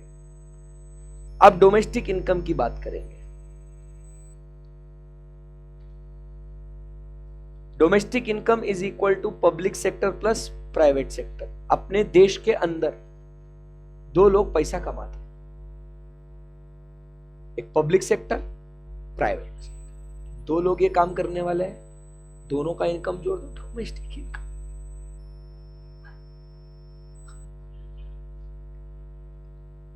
क्लियर है एकदम? चलिए चलिए, you have to stay focused, stay grounded. CA foundation clear करने के बाद बोलने का फाउंडेशन इज वेरी इजी, तब तक बोलने का नहीं फाउंडेशन इज इजी। चुप बैठने का और रिजल्ट आने तक, रिजल्ट आने के बाद बोलने का अरे बहुत फालतू था, चिल्लर, मस्ती मस्ती में दे दिया मैंने तो फाउंडेशन, ऐसा ऐसा बोलने। बट वो कब बोलने का? पास हो गया, तब तक अपने को सबको मालूम, गला सबका सूखता है, डर सबको लगता है? यस। सो आगे बढ़े यहां से। सो बेटा व्हाट इज डोमेस्टिक इनकम? उसको एसोसिएट करो अपने दिमाग में, domestic, domestic income, domestic product नहीं बोला है। बच्चों को यही कंफ्यूजन होता है, डोमेस्टिक प्रोडक्ट, डोमेस्टिक इनकम। समझा क्या बात को? सो डोमेस्टिक इनकम के लिए क्या बोलना है अपने को? Public plus private sector. अब पब्लिक सेक्टर की बात करेंगे और प्राइवेट सेक्टर की बात करेंगे, मजा ही आ जाएगा। प्राइवेट सेक्टर पढ़ा दूं क्या पहले? Very difficult because it is. Domestic में से पब्लिक सेक्टर माइनस कर दो, प्राइवेट सेक्टर मिल जाएगा। क्रेजी हो गया एकदम। सो व्हाट इज, क्या होता है अभी तो आपको ऐसा लगता है कि अरे सर क्या फालतू फॉर्मूला है, एग्जाम में यही फालतू चीजें याद नहीं आती। फैक्ट है ये, आपको बहुत टेक्निकल और ये वो आपने क्योंकि उन चीजों पे बहुत फोकस किया रहता है, तो कुछ भी इंस्टीट्यूट फालतू पूछ लेता है सवाल, बोलेगा बोल बेटा पब्लिक सेक्टर का इनकम, बच्चा बोलेगा अरे कैसे, प्राइवेट सेक्टर का बता कैसे, अरे यार यही तो नहीं पता। तो प्राइवेट सेक्टर का क्या बोला? Domestic minus public. अब पब्लिक सेक्टर का क्या? Income from property and enterprise of government. Public, सरकार को जितना भी पैसा आया, प्रॉपर्टी, बिजनेस, वो सब ऐड पब्लिक सेक्टर। बोलो पब्लिक सेक्टर का इनकम क्या है? Income from property, enterprise of government, ध्यान रखना, of government, plus savings of non department enterprises. So non department enterprise जैसे पोस्ट, इलेक्ट्रिसिटी, ये गवर्नमेंट के नॉन डिपार्टमेंट से, तो वहां से जो उनका जो सेविंग है वो भी क्या हो जाएगा? वो पब्लिक सेक्टर का इनकम हो जाएगा। तो वो सारी जो जमा पूंजी है, धंधा करके, प्रॉपर्टी के ऊपर का rent, plus savings of non department enterprises, combined together is called as what? Public sector. Good. और private sector, domestic minus private sector. तो एग्जाम में कभी कभी क्या होगा ना, आपको प्राइवेट सेक्टर पूछेंगे, डोमेस्टिक सेक्टर दिया हुआ होगा, तो इसमें आपको पहले पब्लिक सेक्टर कैलकुलेट करना पड़ेगा एंड फिर प्राइवेट सेक्टर निकालना पड़ेगा। मतलब एक तीर से इंस्टीट्यूट दो निशाने मार लेगा, दो क्वेश्चन पूछ लेगा एक ही क्वेश्चन में। बोलेगा प्राइवेट इनकम निकाल, तो उसके लिए आपको डोमेस्टिक इनकम दे दी होगी, पब्लिक सेक्टर की इनकम आपको निकालनी पड़ेगी, फिर उसको माइनस करके आपको प्राइवेट सेक्टर का निकालना पड़ेगा। Good, very good. अब प्राइवेट सेक्टर के बाद प्राइवेट इनकम की बात हो रही है, तो फिर इधर थोड़ा ऐसा हिल मत जाना नहीं। सेक्टर वर्सेस प्राइवेट इनकम, तो this is simple, NDP plus NFI, what is this? अरे एनएफआई नहीं पूछ रहा हूं, ये बॉक्स में जो है इसको क्या बोलते हैं ये पूछो। Net domestic product at factor cost plus NFI is national income. National income plus national debt interest, देश के ऊपर जो कर्जा है, बराबर, सॉरी, देश ने जो कर्जा दिया है उसके ऊपर का ब्याज मिला, वो आएगा। फिर करंट ट्रांसफर्स, जो फॉरेन एड वगैरह मिली, फिर other net transfers like capital transfers for investment purposes, तो ये सारा हो गया प्राइवेट सेक्टर का इनकम। समझ में आया आपको? तो national income plus interest plus current transfers plus other net current transfers. इसी के साथ ये सारे फॉर्मूलाज खत्म हो। क्लियर है एकदम?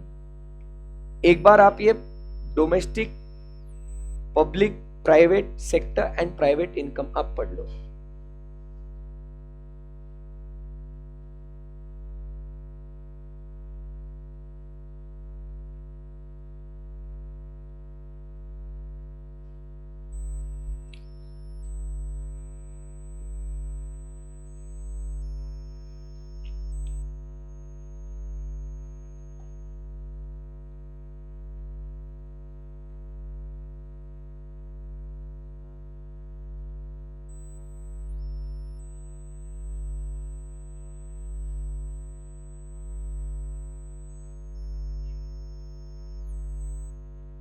चलो मालिक आगे बढ़ सकते हैं क्या?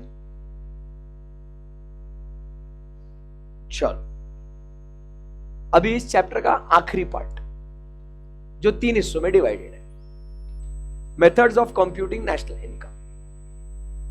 अभी हमने पढ़ लिया था ना, क्या पढ़ लिया था? फॉर्मूलाज। अब उसके अलग अलग बस मेथड्स है, काफी सिंपल है एकदम, मजा आ जाएगा और ये अपना फर्स्ट यूनिट समाप्त हो जाएगा काफी कंफर्टेबली। और मेरा पर्पस हमेशा यही है, हमने रेगुलर क्लासेस में भी जब पढ़ा आपको मैंने यही कहा था कि जब रिवीजन भी करेंगे, आप खुद से पढ़ेंगे तो आपको टाइम नहीं लगेगा ज्यादा रिवाइज करने के लिए। नहीं तो फिर क्या करते हैं बच्चे, पढ़ाई नहीं करते, कुछ नहीं करते, फिर 1 डे बिफोर एग्जाम यूट्यूब खोल के बैठते, फिर पूरा एकदम ऐसा रात रात भर ऐसा, मतलब साला जो पूरे 9 महीने नहीं पढ़ा तू,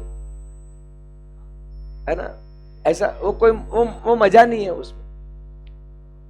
ये first point. Number 2, how to clear economics exam. पढ़ाई करके।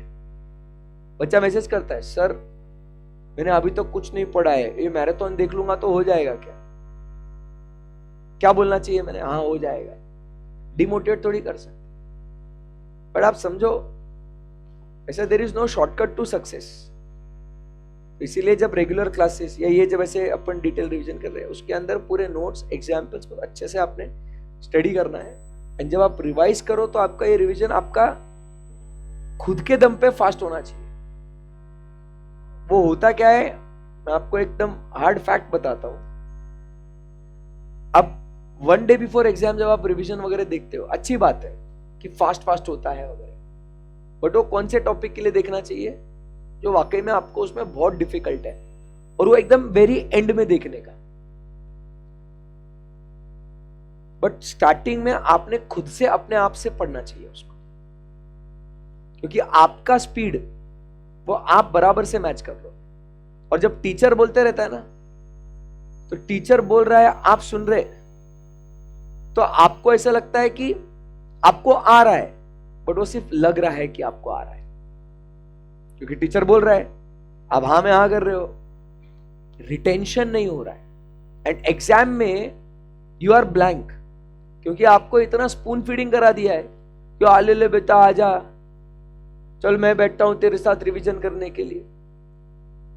देखो एक टाइम पे ये अच्छा था, बट अब हो क्या रहा है ना, ये आपको पैरालाइज कर रहा है खुद से कुछ एफर्ट्स लेने के लिए। And you are becoming very dependent कि कोई मेरे को ये करवा दे, मेरे को रिवाइज करा दे, मेरे को ये करा दे। तो अच्छी बात है, बट प्लीज आपने उसके ऊपर आप डिपेंडेंट मत हो जाओ, नहीं तो पैरालाइज हो जाओगे। ये इंटर तक हो जाएगा, फाउंडेशन में हो जाएगा, फाइनल में हो जाएगा, सब लेवल पे हो जाएगा, बट जब सीए बन जाओगे उसके बाद कौन लेगा आपका मैराथन? अमेंडमेंट्स खुद से करना पड़ेगा ना। एंड उस टाइम पे, ये मैं क्यों बोल रहा हूं, because I have seen kids who are struggling now after qualifying, कि सर अब अमेंडमेंट्स आ गए, सर नया कंटेंट आ गया, सर मुझे पता ही नहीं है कि ये अमेंडमेंट्स में कहां से देखूं, कैसे स्टडी करूं, कैसे इनकॉर्पोरेट करूं, बिकॉज यूट्यूब पे आते थे, देख लिए, हो गया। तो excess of anything results into diseconomies of skill. ठीक है ना? यस। सो ये ध्यान में रखना बात। चलिए आगे बढ़ते बच्चों। Methods of computing national income. हमें पता है अपनी इकोनॉमिक एक्टिविटी, कल बात करी थी ना अपन ने, economic activity production, distribution and exchange, ऐसा हुआ था ना अपना, इकोनॉमिक एक्टिविटी बात हुई थी अपनी। उसी को ध्यान में रखते हुए अपन ने क्या करना है, 3 methods of computing national income हमने कैलकुलेट करना है। So when we talk about production, so it's a value added method. When we talk about distribution, it is income method. And when we talk about exchange, we talk about is the expenditure method. So what are the 3 different methods, my dear friends? Production, distribution and disposition, that is exchange. आप dispose कर दोगे। Production मतलब value added method, distribution मतलब income method, and consumption मतलब expenditure, disposition expenditure method. तो यहां पे आपको फर्स्ट, सेकेंड एंड थर्ड, ऐसे ही आपको मेथड्स का डिस्कशन होगा। नोट्स भी काफी सिंप्लीफाइड है। इतना हो गया दोस्तों, क्या हो जाएगा, यूनिट 1 का मेजर पार्ट जो टेक्निकल पार्ट है समाप्त। सही है? चलिए, value added method. Value addition, पहले ये इस बात को समझो, What is value addition? A woodcutter first cuts the tree, then he sells that log of wood to, let us say, a furniture making or plywood making company. Furniture भी नहीं, it sends it to the plywood making company. Example को ध्यान से सुनो. पेड़ को पहले काट दिया जाता है, उसके जो लकड़ी है वो प्लाईवुड कंपनी में दी जाती है. तो प्लाईवुड कंपनी उसके शीट्स बना के फिर बड़ा सा एक प्लाई बनाती है. तो ये इन्होंने क्या किया? वैल्यू ऐड किया. फिर वो प्लाईवुड फर्नीचर बनाने वाले लोग इस्तेमाल करते हैं, कारपेंटर. उसको कट करके, उसको शेप देके, उससे वो टेबल, चेयर्स, ये सब बनाते हैं, फर्नीचर बनाते हैं. तो क्या उन्होंने अब उसमें और वैल्यू ऐड करी क्या? बोलो yes sir. Yes. So this is what is production. You keep on adding what? Value to it.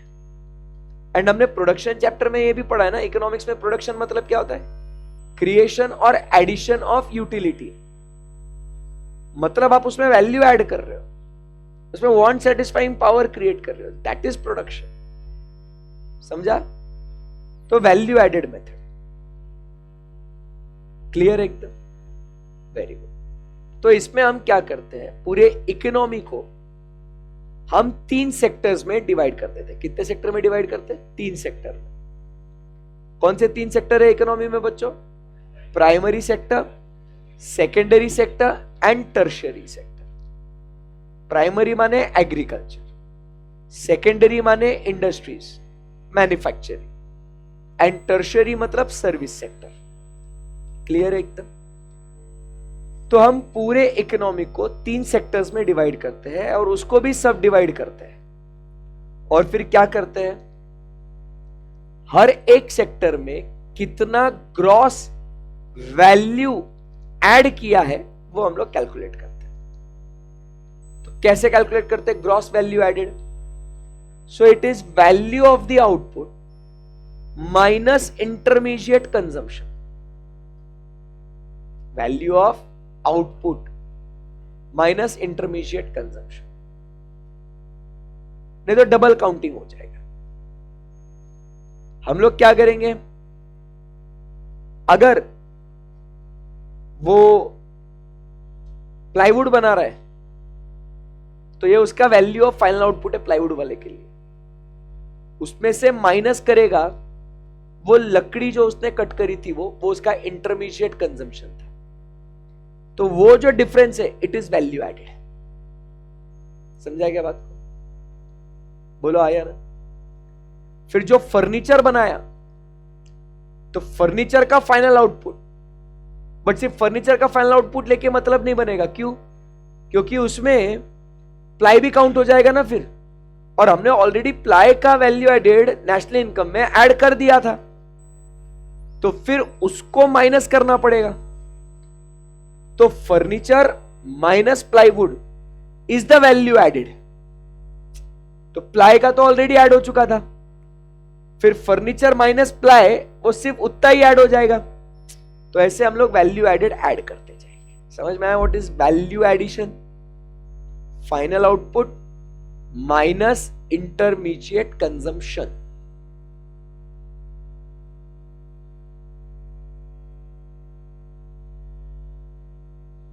मतलब मैं आपको सोचने का मौका दे रहा हूं, समझने का. मैं सिर्फ फटाफट बोल के खत्म नहीं करना चाहता हूं, आपका प्रोसेसिंग भी होना चाहिए. फर्स्ट पॉइंट क्लियर है? अब वैल्यू ऑफ आउटपुट कैसे निकालेंगे? तो it is sales plus change in stock. कितना माल बिका प्लस आपने कितना स्टॉक का चेंज हुआ. मतलब बेसिकली हम लोग यहां पे दोनों का कॉम्बिनेशन से हम लोग निकालते हैं कितना यूनिट्स प्रोड्यूस हुआ है. क्योंकि वैल्यू ऑफ आउटपुट हम लोग को कितना बिका है उससे कोई लेना देना नहीं है, कितना बना है इस साल उससे लेना देना है. सो कितना आउटपुट आया तो हमने कितना बेचा plus closing stock minus opening stock. अब ओपनिंग स्टॉक क्यों माइनस करे पूछो? क्योंकि उसका वैल्यू ऑफ आउटपुट ऑलरेडी पिछले साल ऐड हो चुका था, तो इस साल में उसको वापस से नेशनल इनकम के लिए ऐड नहीं करेंगे। तो कितना माल हमने बेचा प्लस क्लोजिंग, तो इतना हमारे पास अवेलेबल था फॉर सेल। ध्यान से समझना, कितना बेचा प्लस क्लोजिंग स्टॉक, इतना अवेलेबल था बेचने के लिए। और इसमें से अगर ओपनिंग स्टॉक माइनस करेंगे तो हम कहेंगे कि इस साल इतना माल बना। समझा? ये तो फॉर्मूला आप अकाउंट्स में भी पढ़ते हो, sales plus closing minus opening is equal to क्या बोलेंगे? Units produced. बोलो आया ना? यस।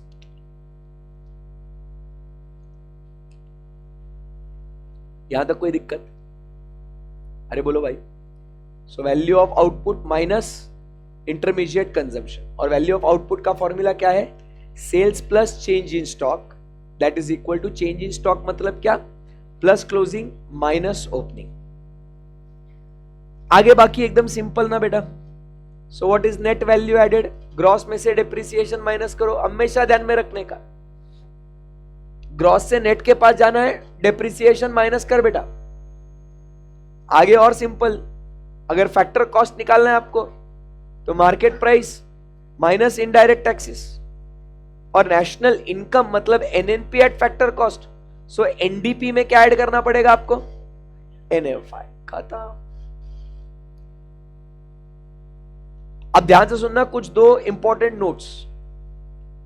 टोटल परचेस में आप डोमेस्टिक प्लस इंपोर्ट्स ले रहे हो तो आपको सेल्स में भी आपको क्या लेना पड़ेगा? Domestic plus exports. तो इंपोर्ट एक्सपोर्ट दोनों जगह आएगा ना। उसके बाद ये एक इंपॉर्टेंट लाइन, इसमें आप एग्जाम में भूलना मत। ये तो ऐसा लगता है कि हाँ ये चीज थोड़ी हम लोग कंसीडर करेंगे, बट दोस्तों इसमें कंसीडर करना पड़ता है, ठीक है ना? सो ध्यान से सुनना कौन सी बातें कंसीडर करनी पड़ती है। तो number 1, own account production of fixed assets. अब एक कारपेंटर का ही एग्जांपल लेते हैं। कारपेंटर को उसका खुद का ऑफिस बनाने का है, तो वो फर्नीचर किसी और से बनवाएगा या खुद ही बना लेगा? तो उसको भी हम लोग क्या करेंगे? इंक्लूड करेंगे वैल्यू एडेड में। समझा बात को? एप्पल कंपनी ये डिजाइन वगैरह करने के लिए क्या उनको लैपटॉप और ये आईपैड्स टैबलेट्स लगते होंगे क्या? तो वो किसी और का यूज करेंगे या खुद ही बनाया हुआ यूज कर लेंगे?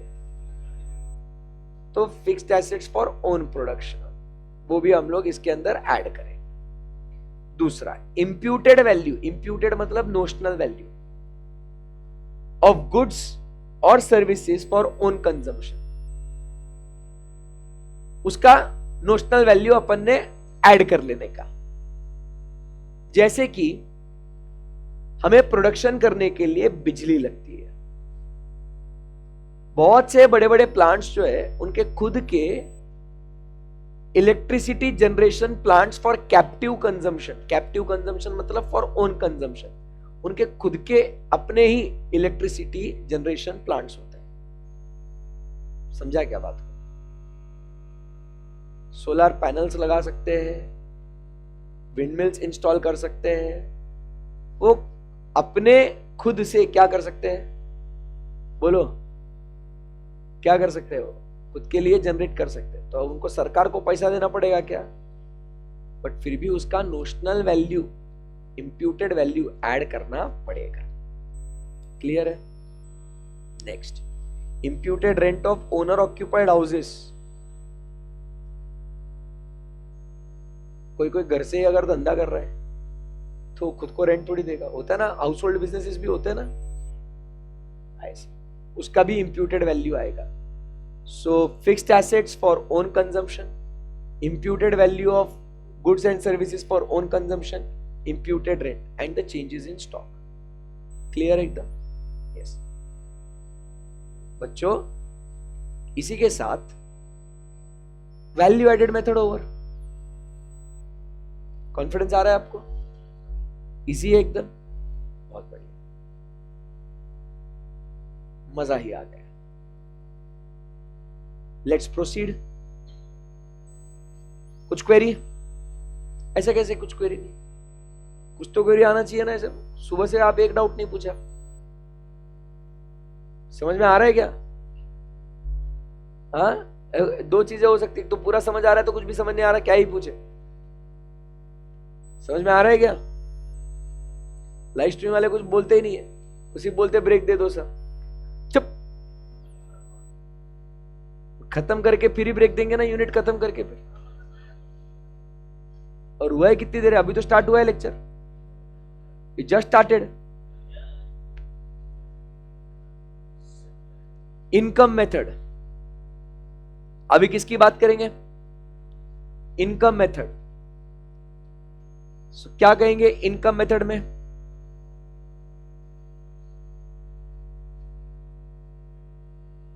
बोलो ना। अभी अपने को बात करनी है किसके बारे में? अपना इनकम। सो इनकम में क्या आएगा? Operating surplus plus mixed income of self employed plus compensation to employees. इसका थोबड़ा कहीं सुनेला लग रहा है, क्या है?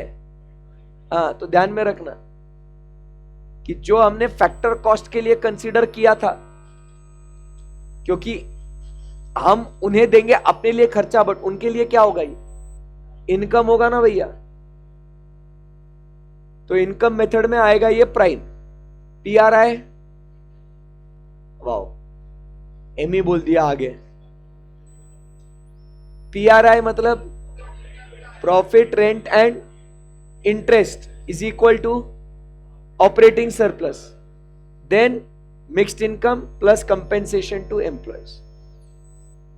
क्लियर है? तो यहां पे एक एक चीज बस अपने को देखना है कि कंपेंसेशन टू एम्प्लॉयज में क्या आएगा, क्या नहीं आएगा, ऑपरेटिंग सरप्लस में क्या आएगा, नहीं आएगा, और मिक्स्ड इनकम में क्या आएगा, नहीं आएगा। ये आपको लिस्ट ध्यान में रखना है। कहानी सिंपल है। बोलो आया ना? आगे बढ़ सकते हैं। सो देखिए दोस्तों, कंपेंसेशन टू एम्प्लॉयज में क्या क्या आएगा? Wages, salary, bonus, DA, commission.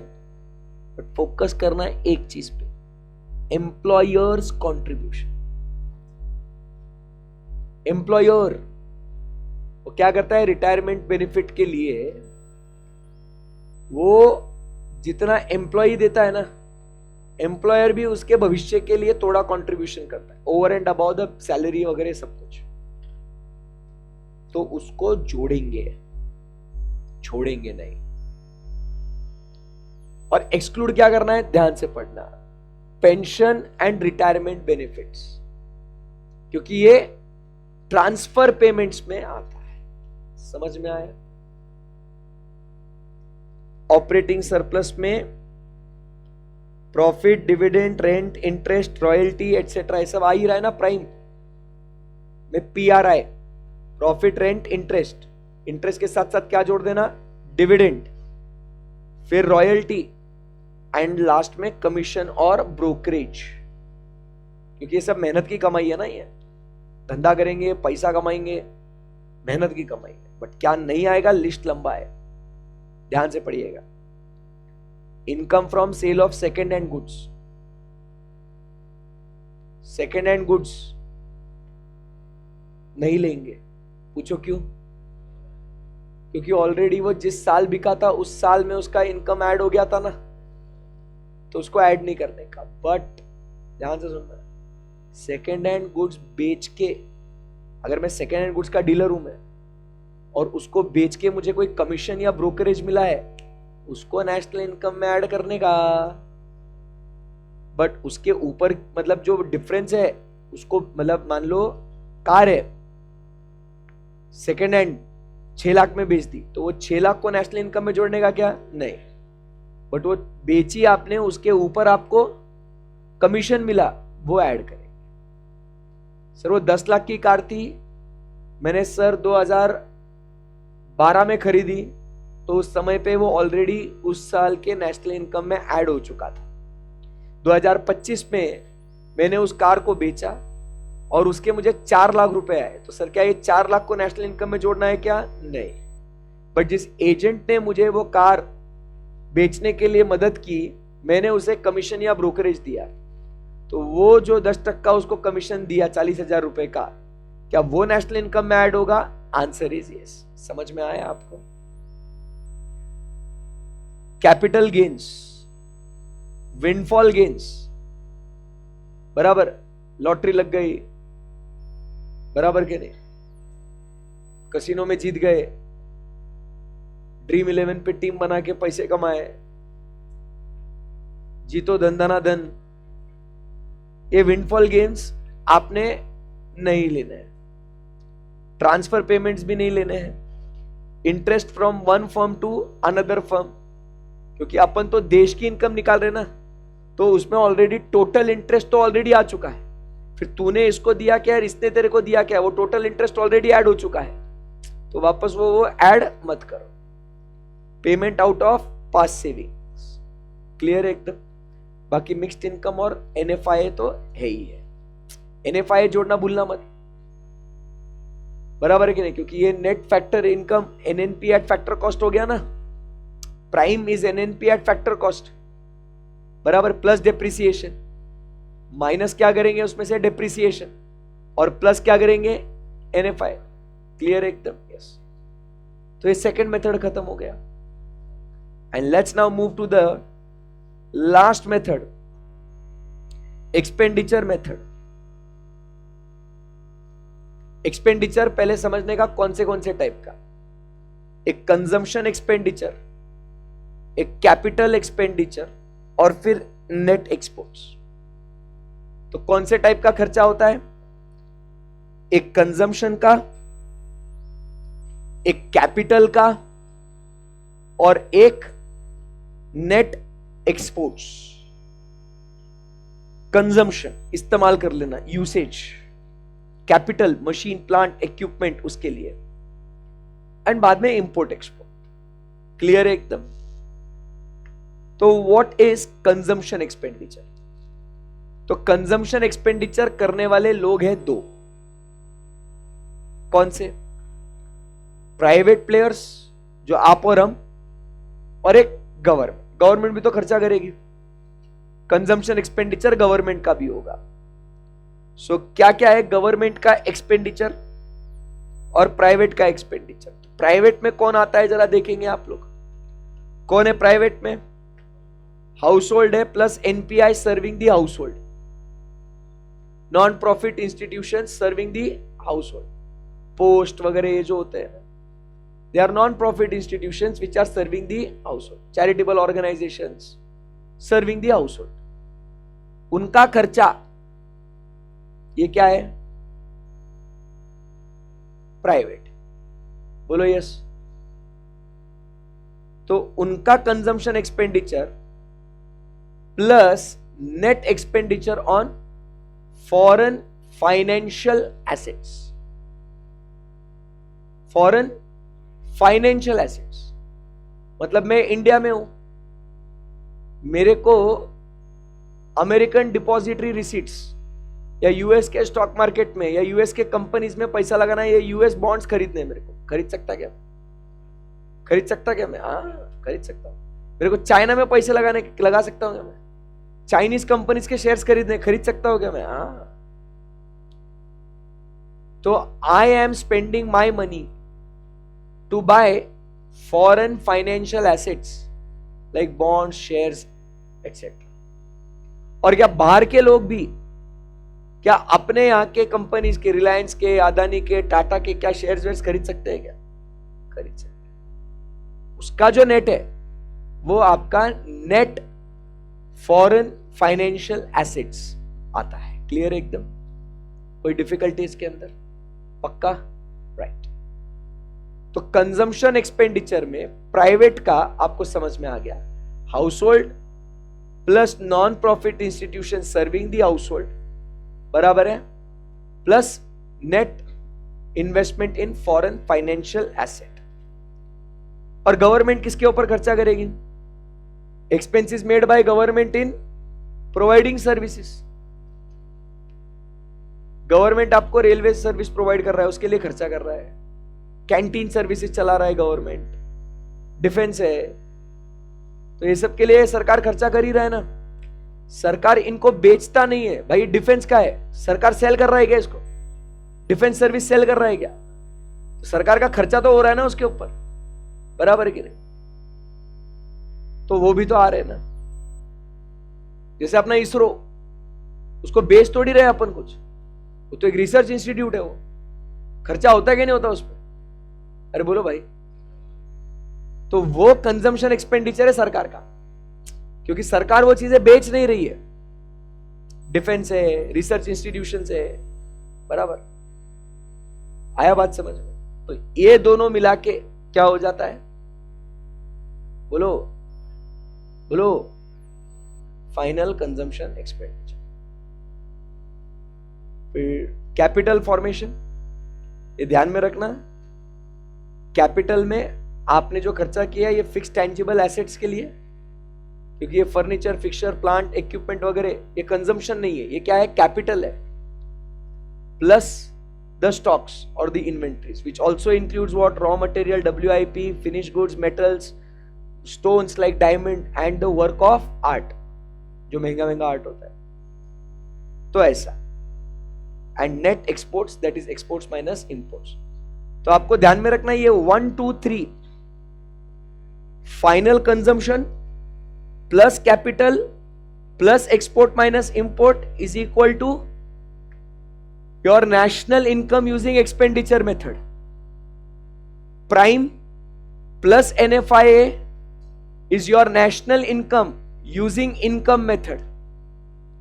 Value addition of all the three sectors, gross value minus intermediate goods minus depreciation, ऐसा वो खेलते जाएंगे तो आपको मिलेगा आपका ग्रॉस वैल्यू एडेड से नेशनल इनकम। समझ में आया आपको?